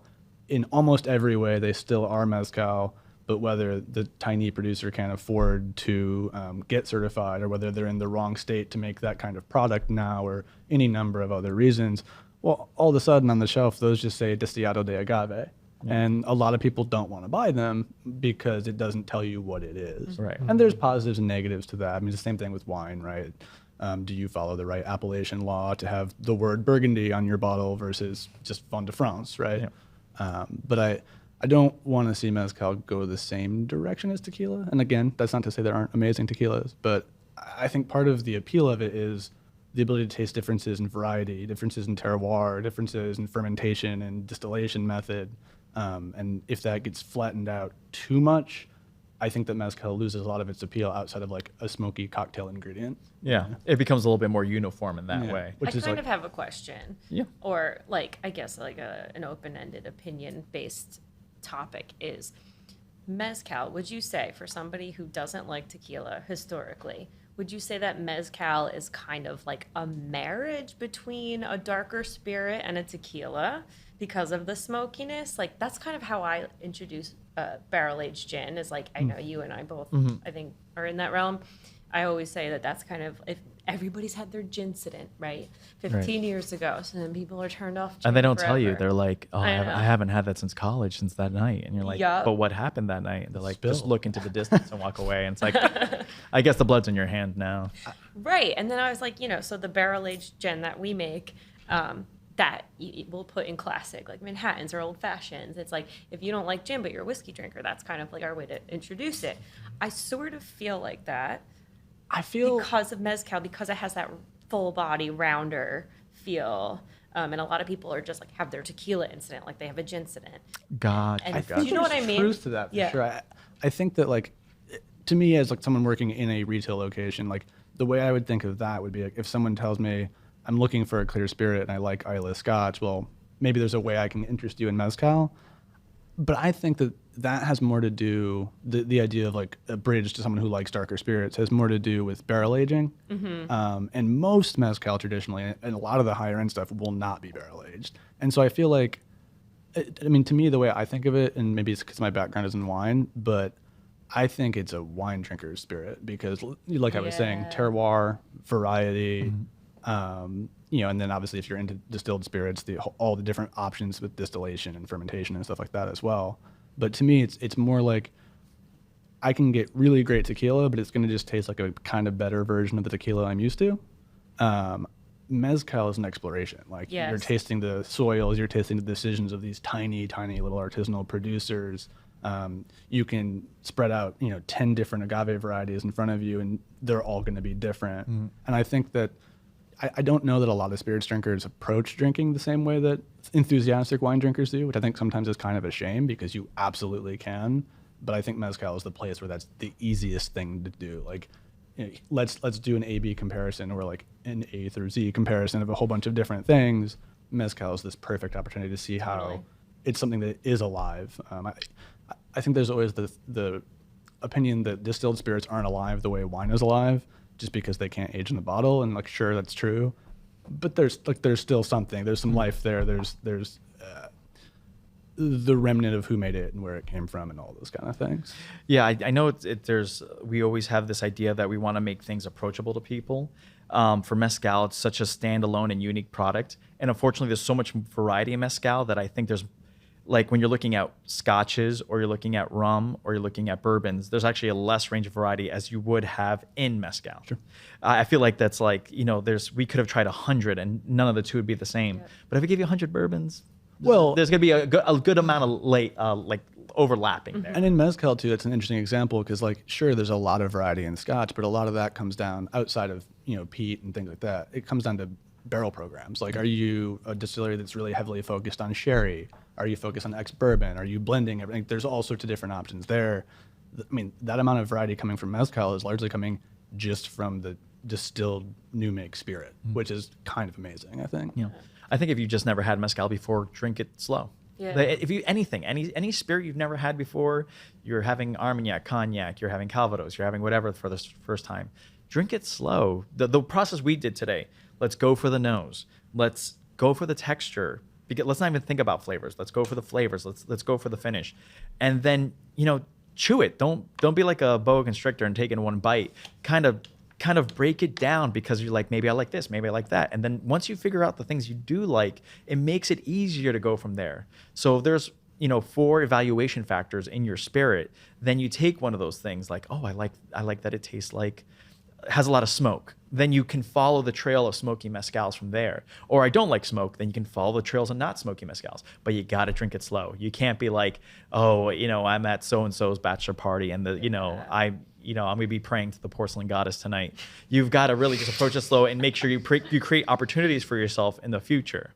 So, if you're ever like blackout drunk, do it on stuff that you don't typically drink so you can actually smell it and evaluate it. Mezcal is an early part of the night. Exactly. Start with a mezcal and finish with Sam Adams. I also think Yeah. that it's one of those things, like if you want to get into mezcal, and this, it's true of any spirit, but especially mezcal, like get together with a group of friends who also want to get into mezcal, and everyone just grab a different bottle. Right. Because you're going to have such an experience tasting different things. And I think a lot of people, they just think of mezcal as smoky tequila.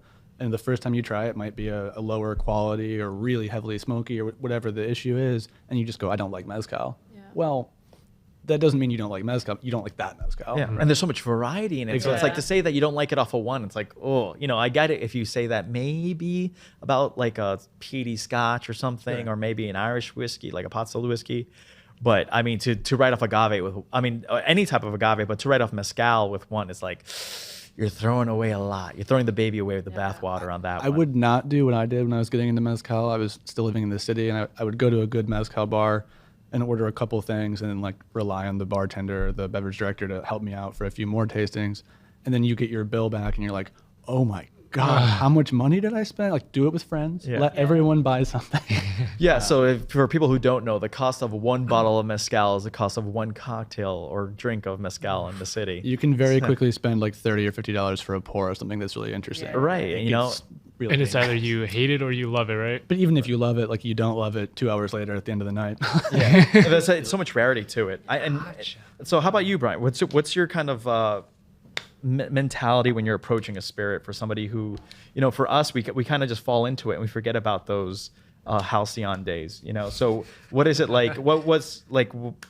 What do you feel is your approach into going something like this that you've just never had before? I don't even know if you've even heard about it before I started talking about it. Actually, when you told me, I had to look up what mezcal was. I was like, it's type of tequila. Perfect. That's all I need to know. Okay. It's tequila, somewhat of tequila, coming from the Mexican region. But how I will do it, just take it slow, like you said. Yeah. Take it slow, nice and easy. Get a bunch of friends, save money. Yeah. What were your expectations for it? Expectations for it? Or you had none? You just like whatever, blank slate. Yeah, like because I'm coming into this like brand new novice. Like I just want to come into a blank state, try it out. I fell in love with them.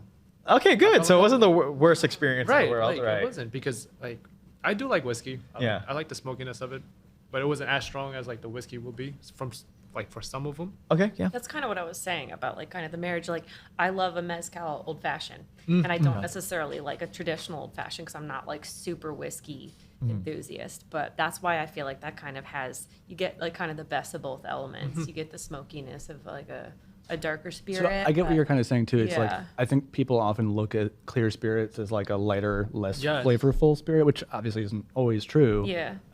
But in this case, definitely not the case, right? Like it's definitely a fuller flavored. Like just because it's not been in a barrel doesn't mean that it's light and thin and boring or anything Right. like that. Like that's exactly what I was gonna say. Like light, you think it's gonna be as like vodka, like going Right. down smooth. Right. But this was like smoky. Like you actually have that hit. That's what's so distinctive about mezcal, though. Yeah, so like you're You taking know, a it's for a savory clear factor. spirit.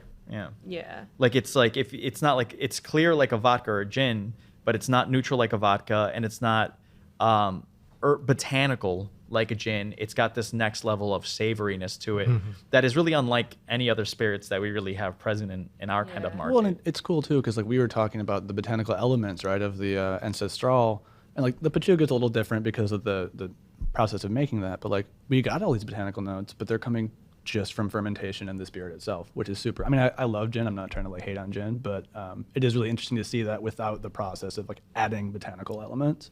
Right. Yeah. I mean, I'll take mezcal over tequila any day too, because like tequila has like, I feel like that has like, talk about heat. If we're not talking about like not smoky heat, but just like proof heat and just, like that really thin body and just, I mean, I love a margarita, but like, whenever I see mezcal anywhere on a menu, that's Go my for it. boy. Yeah. Yeah. I feel like tequila has this at this stage of the game, like after having things like this, it almost has like a syrupy sweetness to it. Yep. It has, it's like it doesn't have the type of rough charm. It would be interesting though. I mean, I think you're right, but it'd be interesting to do like a, A/B comparison. And I say that, but obviously more than two options of, some of the really popular, well-known brands of tequila versus some of the not as small production Yeah. as like an ancestral mezcal, but some of the smaller, more independent traditional producers making it. Yes. I think that's cool. I also I'm only thinking that because I just tasted a bunch of tequila and mezcal the other day, and I like the mezcals better for the Yeah. most part. But there is some really good tequila out there that just doesn't get enough love because people are just kind of always being asked to buy whatever the big famous brand is or whatever Casamigos, the Cuervo, yeah usually. what celebrity has decided to make a new brand, Yeah. right? And I mean that's happening in mezcal now too. But there's definitely still really good stuff out there in both categories. Yeah. My rating is a 9. Brian, how about you? What's your rating on your ancestral mezcal? Man, like I said, I didn't really like it. Okay. I'm You stick with a 2? I'm gonna be a little nicer. I'll give it a 3. Okay. I'll give it a nice 3 because I will definitely keep on trying it. Like I said, you just got to get used to it. It's like, Right. Yeah, it's an acquired taste. No, but the thing we're talking about in this experience now Right. with your level, Right. how do you perceive it? It's not a matter of like, oh, if I drink it 10 more times, I'll give it a better rating. You know, it should be like, this is my approach to it. So you 3, 2.5, 3. That's 3, fine. yes. Leandra. That was definitely my favorite one. So honestly, I gotta say like 9.3. I thought you were like pachuging it up. I thought you were all for the artisanal. The ancestral was your No, favorite? Yeah, that's the one I finished. I'm on the artisanal right now. Oh, okay. I'm visiting it again. Okay, so no. I'm leading up from where you were saying before. I'm shocked that you gave it such a high rating. So 9. Yeah, because I like the savory aspect of it. Mm-hmm. So that's my jam. Cocktail ready? If I'm gonna pick any of these to go in a cocktail, it's definitely this one. Yeah. That one I'll drink neat. Just enjoy it. Neat, Yeah. no adulteration, just pure. Mhm. Or in an old fashioned. Actually, Right. no, middle one, old fashioned. That one neat. That one neat. Perfect. Jacob? So I'm torn. I think an 8. I have a hard time evaluating and not thinking about price. And I Yeah, pretend there's no price Right. involved. That's a No, good point. no fancy bottles, no price. So I think 8 because I do prefer it to the Ancestral Pachuga, which I gave a 7. Artisanal Pachuga, yeah. That's what I meant. Yep. I really admire the length of the finish. I think that's a really cool indication of the quality of the spirit. I think if you are considering price, like looking at the price point that this probably is at, I've had things that are more explosive or sort of more interesting to me in certain ways. And so that prevents me from maybe bumping it up to a 9 or 10. But I would happily sit and drink this. Definitely neat for me. I think it's like a complex, interesting spirit on its own. It's definitely, it's really enjoyable. Yeah, I would hate to lose anything by adding an ice cube or water. I Right. think there's I also enough think nuances going on. It's nuanced and subtle. Like I think you could very easily like blast out all of the interesting parts of this by adding other stuff too. Yeah, yeah. So fantastic. Agreed, Yeah, yeah. I totally agree. Everyone except for Brian is happy, but that's the point of it. You just because it's a fancy bottle and it's a lot of money and it's the like the blood, sweat, and tears of somebody went into it. That doesn't take. This is what it is as it is. Not everything is made for the novice. Not everything is made for the expert. There's variety and there's interest that's on it. It mostly comes down to dollars and cents, but it's good. I don't want everything to be fantastic at the table. I want things to have criticism, and those criticisms are merited because it's like that's how you feel, and you're totally entitled to feel a certain way. And so when the next person shoves a high-end bottle in your face, it's like, well, it's really not for me, and that's not how I enjoy my spirits. So that's it for Ancestral Mezcal. And so we're going to get into the Q&A section. So we got into the sensory experience of Mezcal, and I did touch base on a few things, but we don't always have the answer to everything. And some of these questions are more opinion than they are direct black and white answers. And so I definitely want to give the panel their option to ask some questions, help pick each other's minds, and maybe you feel the same way at home. So, Brian, I don't know if you have anything that comes to mind about this Mezcal experience that you haven't spoken about before, or questions about spirits in general. I'm sure there are people who have never had other things as well. So, How do you get introduced to mezcal? Like you said, like we just talked about it, like going into whiskey, into like something like a dark liquor, into like mezcal. Like, is that the best way to introduce somebody into this specific spirit? I think probably the most common answer would be someone who already likes drinking tequila and is adventurous. I also think that like the reality of how people get into things is often so much more complicated and personal than that. I mean, like, Right, absolutely. I think I probably started drinking mezcal because a girl I really liked at the time liked mezcal, right? And I was like, well, that's the only reason men drink. right. But it's Women like, are the only reason men drink. I But don't so think what? we have a sober thought. not to on go on a huge tangent, but I think it's so interesting that so many hard spirits are marketed so much toward men. Where like I look back at my experience of like learning about wine and learning about spirits and getting into the industry, and so much of it was like, hey, that cool girl likes this, so I'm gonna find a way to like this too. And like, what a weird thing that we don't think about that in our marketing. Yeah, Like, it's really lazy. point. It's Yeah. super annoying. Like the idea that spirits are for any kind of spirit is for like one gender or the other. Like, I'm sorry that, and myself included in this in college, like the vast majority of men like whiskey more than women because they try to. Like they're like, oh, Right. I'm gonna seem really tough and It's a cool stigma. with my amber drink.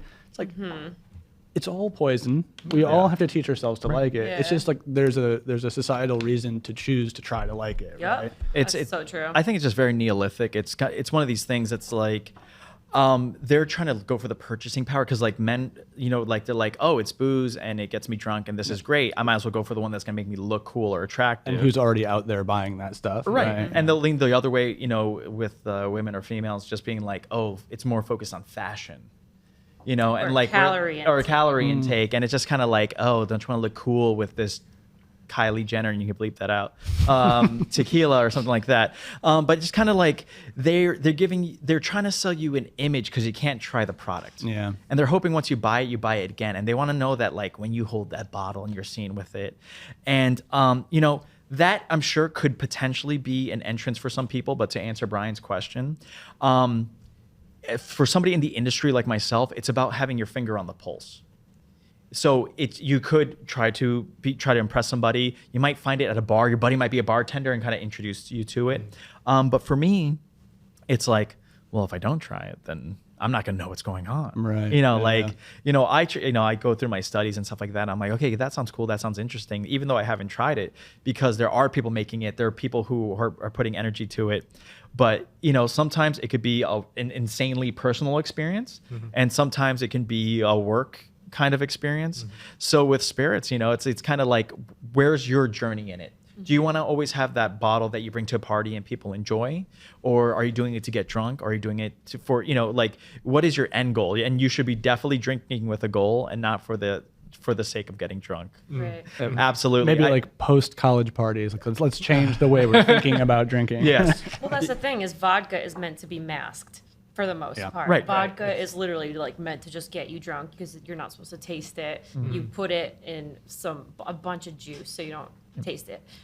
Something like this, I feel like this is not like something to be just wasted on getting wasted. This is like a Friday know. night after work, kick back, kick your feet up, Right. watch some This Netflix, is like this is step a away. yeah. This is like an experience. I mean, like This is something to it's enjoy. still drinking, but it's like the ritual of it. Yeah. Of like, I can have a drink or two. I want to appreciate what I'm drinking. I mean, Right. like, let's not like say it's somehow like a healthy decision, but but it's But like as opposed to like I don't know, like a Malibu Bay Breeze or something like No. this. Like I wouldn't want to make like a crazy cocktail with this because you don't want to overwhelm all of like the elements and the botanicals and everything that's already there. And that's I feel like what a good cocktail is. It's supposed to be balanced. And if you have a good spirit, you don't want to mask it. Yeah. And so that's kind of like for me, this is like a sippable, neat spirit. So here's a different question then. I totally agree with that. Yeah. And I think part of the problem with that is that then, for the most part, to appreciate that spirit, you have to have had, whether it's with Mezcal or with just spirits in general, whatever your path has been, a developed, trained palate, some kind of already existing interest. Like, Sure. Yeah. and I mean, certainly I think those of us in the industry are already all there, but how do we remove the gatekeeping aspect of that, right? We're talking about like, we don't want to be gatekeeping with spirits, but like that could feel like gatekeeping to someone who's like, well, no, I like going out with my friends and just getting like lit, Like, Yeah. I love my vodka cranberry, and like that's fine, like whatever. So As long as you know what you're drinking and the reasons why you're drinking it, Right. Yeah. as long as you're happy in your experience. But to fulfill this image, to fulfill this price point, to fulfill this idea of what it is to be a blank drinker, terrible. yeah, but so how do we reach the person who maybe is not thinking about their drinking and as it's a horrible word. Like I hate the word connoisseur, but it's all that's coming to mind. But like someone who wants to sit down and think about the notes and think about the production and all this kind of stuff. Where do we meet in the middle, right? Yeah. Like, where do we find that person and be like, you're not doing this yet, and you don't even have to do this. That's Right. fine. But like, you might enjoy the spirit. Obviously, Spirit Scholar is the best channel Yeah, to come exactly. to, right? Like, Why you not? got a novice, you got someone who's Toot, toot. experts, Yeah, yeah. I mean, like, it really. Yeah. But, like my answer to that is education. You can take the gatekeeper down because it's like, I know the manager. So it's kind of like you can say like, if you don't, there are certain places you walk in and they just don't make you feel comfortable because they don't think you're going to reach this certain price point. And it's just like, yeah, but I have a better appreciation of certain nuances. So whether your education aspect is getting a group of friends and trying stuff and little by little making yourself aware of it, because after 3, you're not going to become an expert in it, in anything. So you can do it that way. You can hit the books. So you can start studying about things you haven't tried yet, so that when you do try it, you know what you're looking for. So it's like, do you go in with a map or do you walk wild in the woods? But that's the only way you're going to find out. You need tangibility. You need something you can hold, that you can see.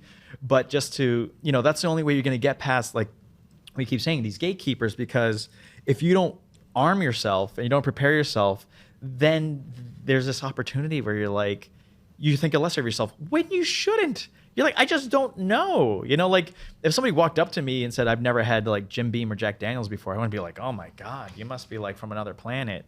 It should be like, okay, try it, see if you like it, and then that should really be the approach, because, maybe it fits your budget, maybe it fits your palate, and that there's total acceptance of that. So, but there are people out there that are gonna be like, oh, you drink that? Like, well, yeah, I drink it because A, B, and C. Well, then, what can they really say? I mean, it's not one-upsmanship, but it's definitely arming yourself in a world of criticism that is extremely present in alcohol consumption. I also think that, like, if you're going into a good bar or a good store with people who are themselves educated and have tasted the products they're selling, which is not always the case, right? But it often is.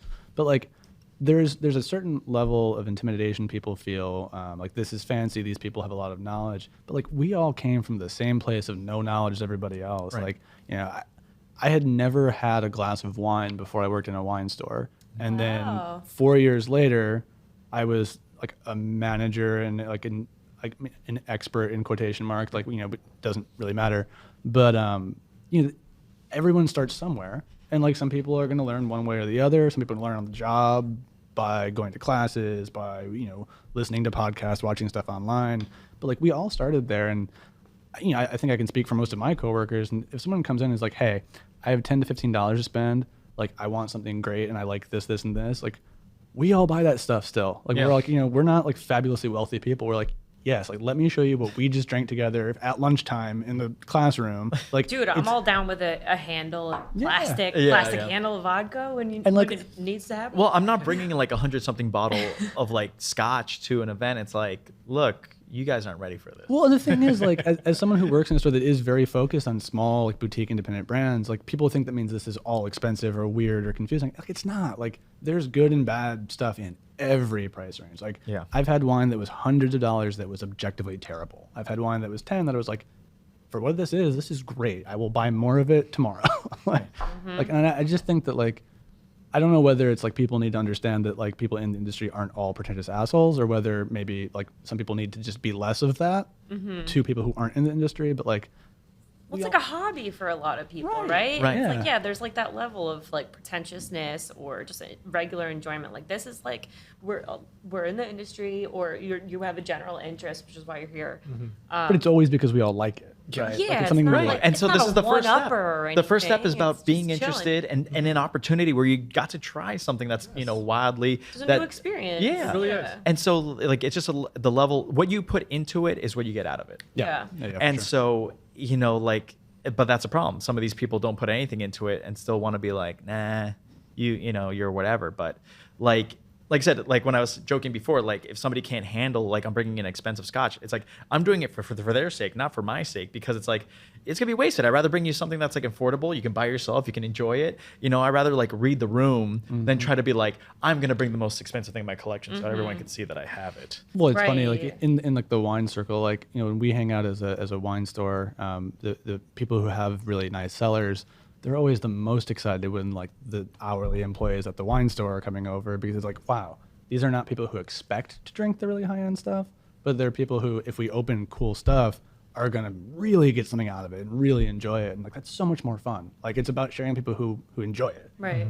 Yeah, like you could be the Willy Wonka, like take my hand, Yeah, I'll show yeah. you all these fantastic products you've never seen or enjoyed. Whereas if before. it's your like everyday friends who know you have a really nice wine cellar, they're like, well, what expensive bottle are you opening for us tonight? They don't really care what's in the bottle. I mean, Yeah. not to name names, my brother-in-law, he will go to like your wine collection and like go through each individual rating, and it's like, just drink it. Also, ratings are arbitrary and stupid and represent only one Yes. person's palate. So Right, or a paid-off palette. sure, well that too, yeah. So, one person's very well lined wallet. When you're out buying, purchasing a spirit, purchasing a wine, look at that medal as maybe a gauge, and maybe gauge it against other things they've awarded. Unfortunately, with certain medals and accolades, silver is the lowest.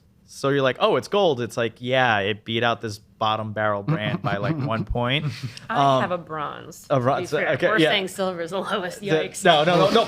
But there are some that are they'll move the goalposts. So there'll be a bronze, a silver, and a gold, and then there'll be the others that are silver, gold, And the then double like gold. double gold or Yeah. platinum, and you're like, Yeah. does it even matter anymore? And excuse me, it's like speaking from somebody who has multiple golds. Yeah. So As yeah, do I, I mean, whatever. Who's keeping count? But I think like whether it's a gold medal on a bottle of spirits or a 98-point rating on a bottle of wine, like the reality is if you're in a store that you probably don't recognize a lot of stuff and you can tell it's like a smaller boutique store and the employees seem enthusiastic, Yeah, like, ask the employees you're for way sure. better yeah. off. Like the arbitrary ratings don't tell you whether you're gonna like that style of spirit or that style of wine. They just tell you what a bunch of random people or one random person thought about it. And Yeah. I feel like what we're doing right now is like sharing spirits and talking about them and like thinking about them together. Like that's what every good employee in one of those stores wants to do with you. Like find something that you're gonna really, really like.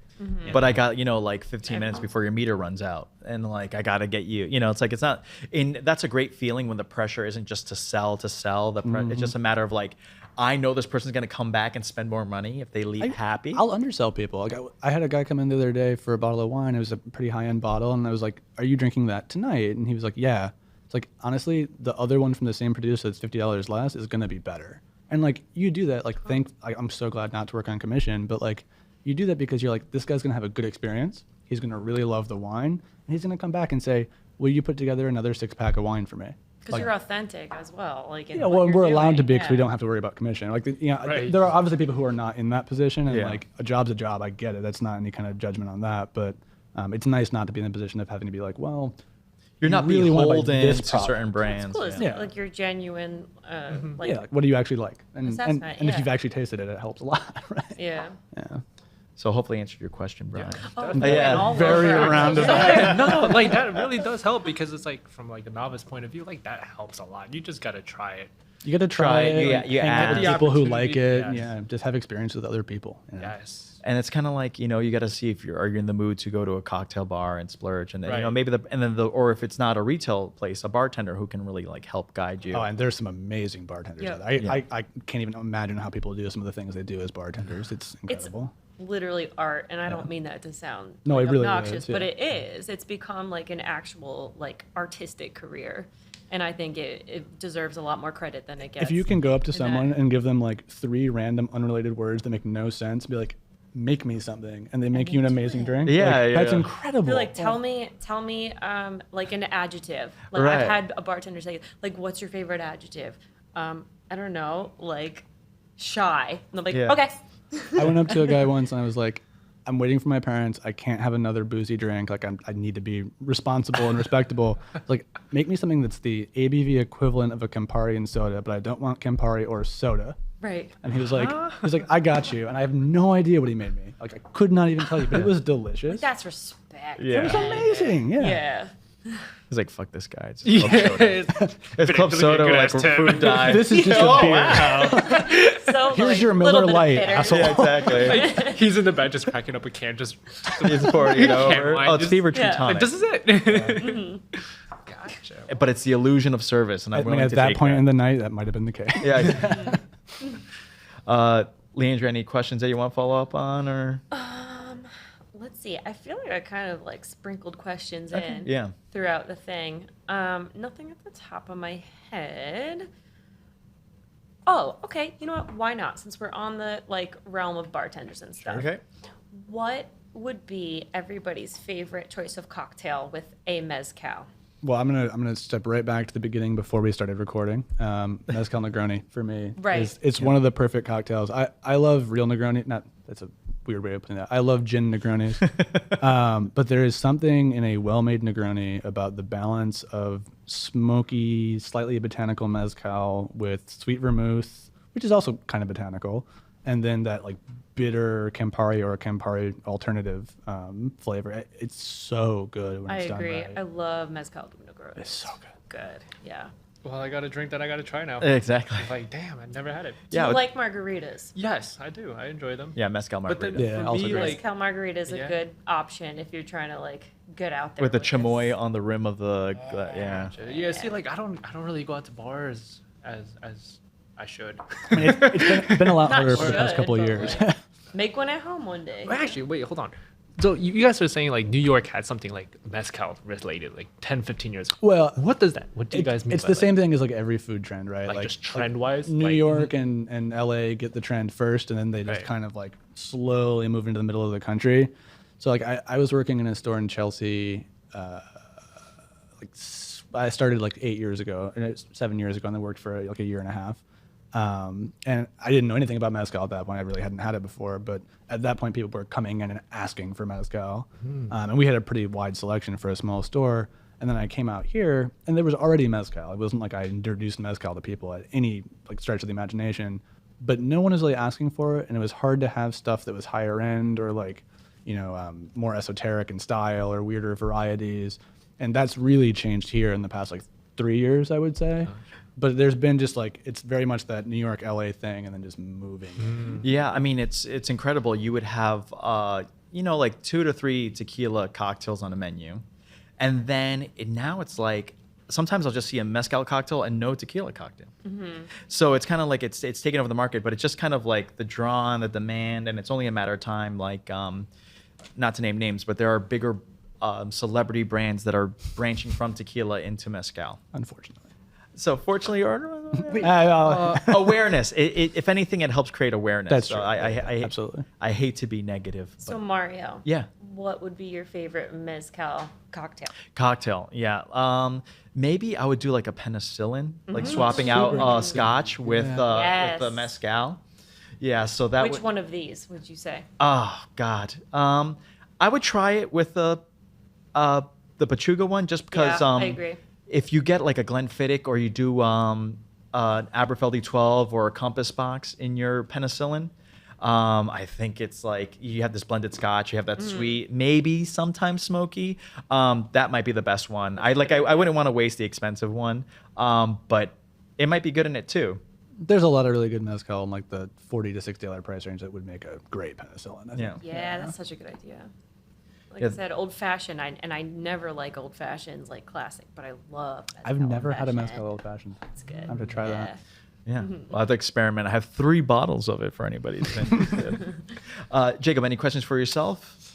I don't think anything. No. Okay. I think we covered most of it. Yeah, as long as anybody has any questions. I got one more. Oh yeah, yeah, go Sure. ahead. All right, so We got time. I'm pretty sure everybody watching this right now is probably going to be new, someone experienced, right? Yeah. Let's go back to the thin body.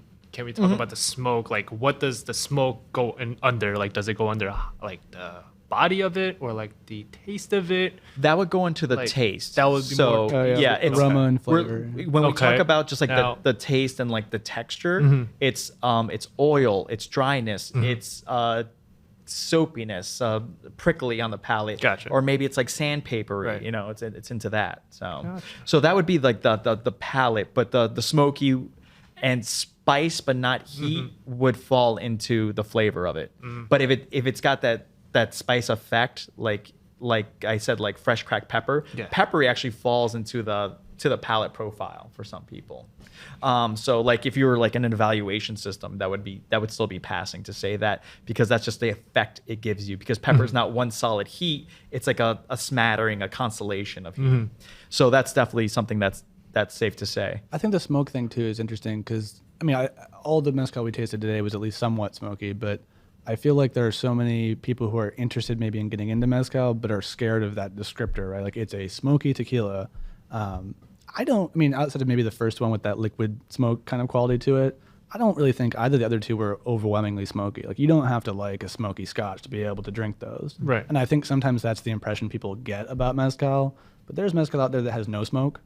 There's mezcal that is smoky, but as a very like subdued kind of like tertiary, not tertiary in the wine sense, but like just a subdued note. And and sometimes it's the botanicals or the sweetness or the fruit or the savory, like all these other flavors that are at play. And I always get kind of upset if I accidentally mislead people who are talking to me about mezcal and they're like, oh, well, it's smoky tequila. I don't like smoky spirits. Like that to me is a failure of me in describing it.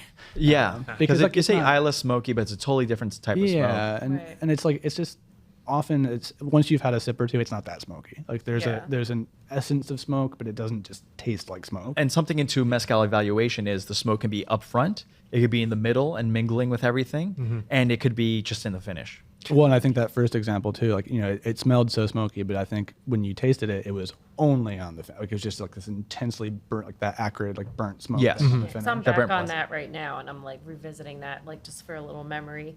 And yeah, I feel that like immediately that's the strongest on the nose, and then It's I still really strong feel on the it, nose. but I don't feel like the lingering smoke as I did with the artisanal. Yeah, I think As much, you know for what I mean? proper evaluation, you should always revisit and see where you go. Yeah. Like, And your tasting notes will change a lot too. yeah. So usually when I do something like this, if am I at home and it's just me, it's go through half of it and then revisit and maybe go through half or a quarter, and then finish it, because you'll get different things just because of the different oils. But you're eating in between. You should be drinking water in between. So there's different elements that come through.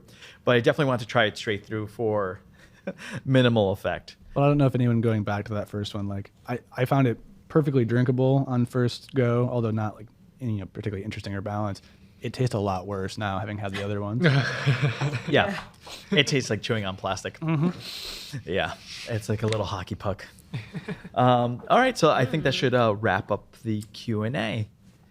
And then let's do a card, and we'll go into the spirits. I have some notes on the stuff. Let's see. I'm just going to read off of, and I'm going to be, exemplary of that. Okay.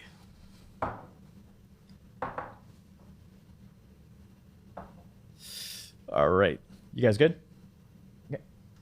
So in reviewing our spirits, we have the very first one here. It's Monte Alban. It's 100% agave, like all mezcal should be. It's from Oaxaca. But this is what people traditionally think of as mezcal. There's actually the gusano, the worm, is inside the bottle here. And I think today's not the day to have it. So this is going to be, let's take a look at it. It's 40% alcohol. So like what Jacob was saying, it's going to be a lower proof, and it's an industrial product. It comes through in the character of it. The cap, not so great. It leaked in my bag. So this is going to be your most affordable. This is probably in the $25 to $28, $30 range. And you know what? Save the money and a paycheck and go for another higher end. I'll read you a little bit of information online about it. Monte Alban is named for a mountaintop settlement in Oaxaca, Mexico, known for its agave plants, both cultivated and wild. The worms live in the agave plant and are hand harvested during the rainy summer seasons. They are stored in mezcal, drained and sorted, and then placed in bottles near the end of the process. The worm is what makes the mezcal unique. It is added as a reminder that it comes from the plant which the alcohol is made. Now, unfortunately, this is the image that a lot of mezcal producers fight. They feel that the worm actually contributes off profiles to it once it actually is in there. So there is a flavor aspect to it.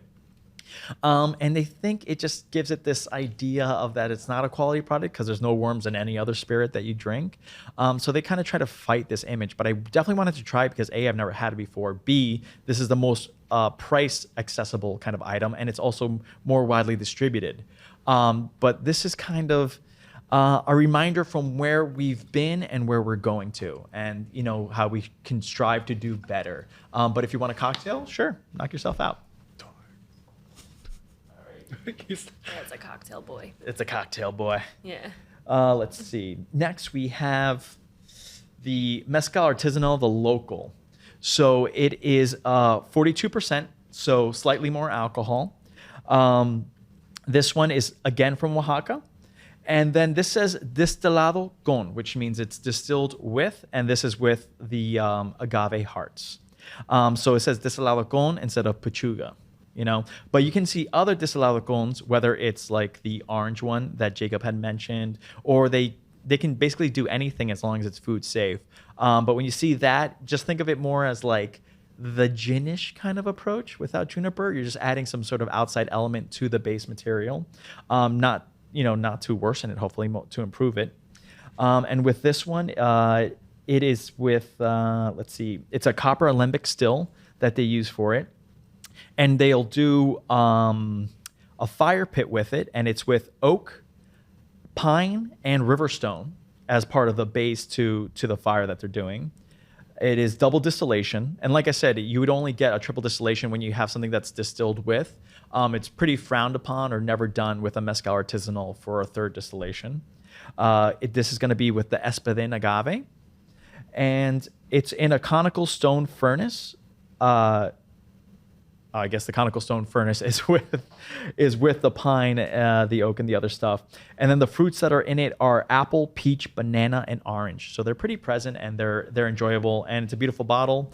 And like I said, the marking of the mezcal that Jacob was talking about before, there are some producers who made mezcal, and until 2016, they couldn't afford to get this sticker on their bottle. And unfortunately, they fell out of the mezcal name into distilled agave spirit or agave distillation. So if you see distilled agave product, don't be afraid of it. It might be the same process as a mezcal. It's just the bigger brands who can't afford it do. And it's a CRM, which is the consulate regulation of mezcal. And then last but not least, we have Bozal. And so this is going to be my agave ancestral. And so with this one, it is made with Castilla, which is the name of the maguey. Maguey is just the any agave that's referred to as maguey is the slang term for that agave. So it could have name A. So, the agave name of it is William, but in maguey it's Bill. Think of it like that. People tend to think that maguey is a cousin to agave, but they're really just the same kind of thing. The local terminology. Local terminology. And Jacob was saying before, it could change from state to state what that term means. But, do your research. There's plenty of information. They want to make sure these products sell. The Bozal is 47.3%. So definitely hides the alcohol that's present in here. It's got the Castilla agave in it. It comes from Oaxaca as well, and it's a Joven, so it's not H at all. And then it has the mezcal marking on it as well. And the information for the Castilla is that the agave name for it is American Oaxacensis agave family. It's a close cousin to the Espadin. It's smaller in size, and it's more discovered in the wild. And it has more of a terroir effect on it than your average kind of agave, or according to them. And it's deep from the Oaxaca Valley. And it has some fruit-forward notes. So the fruit notes that we were tasting actually did come from the product. And so this kind of seems to be the runaway favorite. It is the pricier one. The local mezcal was probably closer to 40 to 50. The Bozal was 110-ish. They do have higher offerings in their line. I can't vouch for them. But you have our opinions as far as these go. So if you kind of see these out there, you like what we had to say, you saw the good, the bad, the ugly of what we had to offer, now it's on you. And maybe you want to take the information you got today and go, great, I never have to buy those. I know what I'm going to get with it. Or maybe you want to say, well, I want to try it too. I want to be like Brian and disgusted by that. So, you have options. You have options. So like I said, I'm not here to promote the brands. I'm just trying to give, awareness to the consumer. And hopefully you can take this and say, I've never had mezcal, I really want to try it, or I do enjoy mezcal, now I know a little bit more. And you can always reach out to me at www.thespiritscholar.com. You can check out my Instagram page, The Spirit Scholar, at mardelbev, The Spirit Scholar at Gmail. You can send me an email. So please reach out. I'm here to help and educate. I've got I don't work for these brands, I should say. So I have nothing to gain. I have nothing to lose. So please reach out. I appreciate it. And thank you, everybody. I appreciate it. I think you all deserve a round of applause for the contributions that we did to this. So thank you. We wish you all the best in the world. And here from the Spirit Scholar, drink what you love and love what you drink. Goodbye.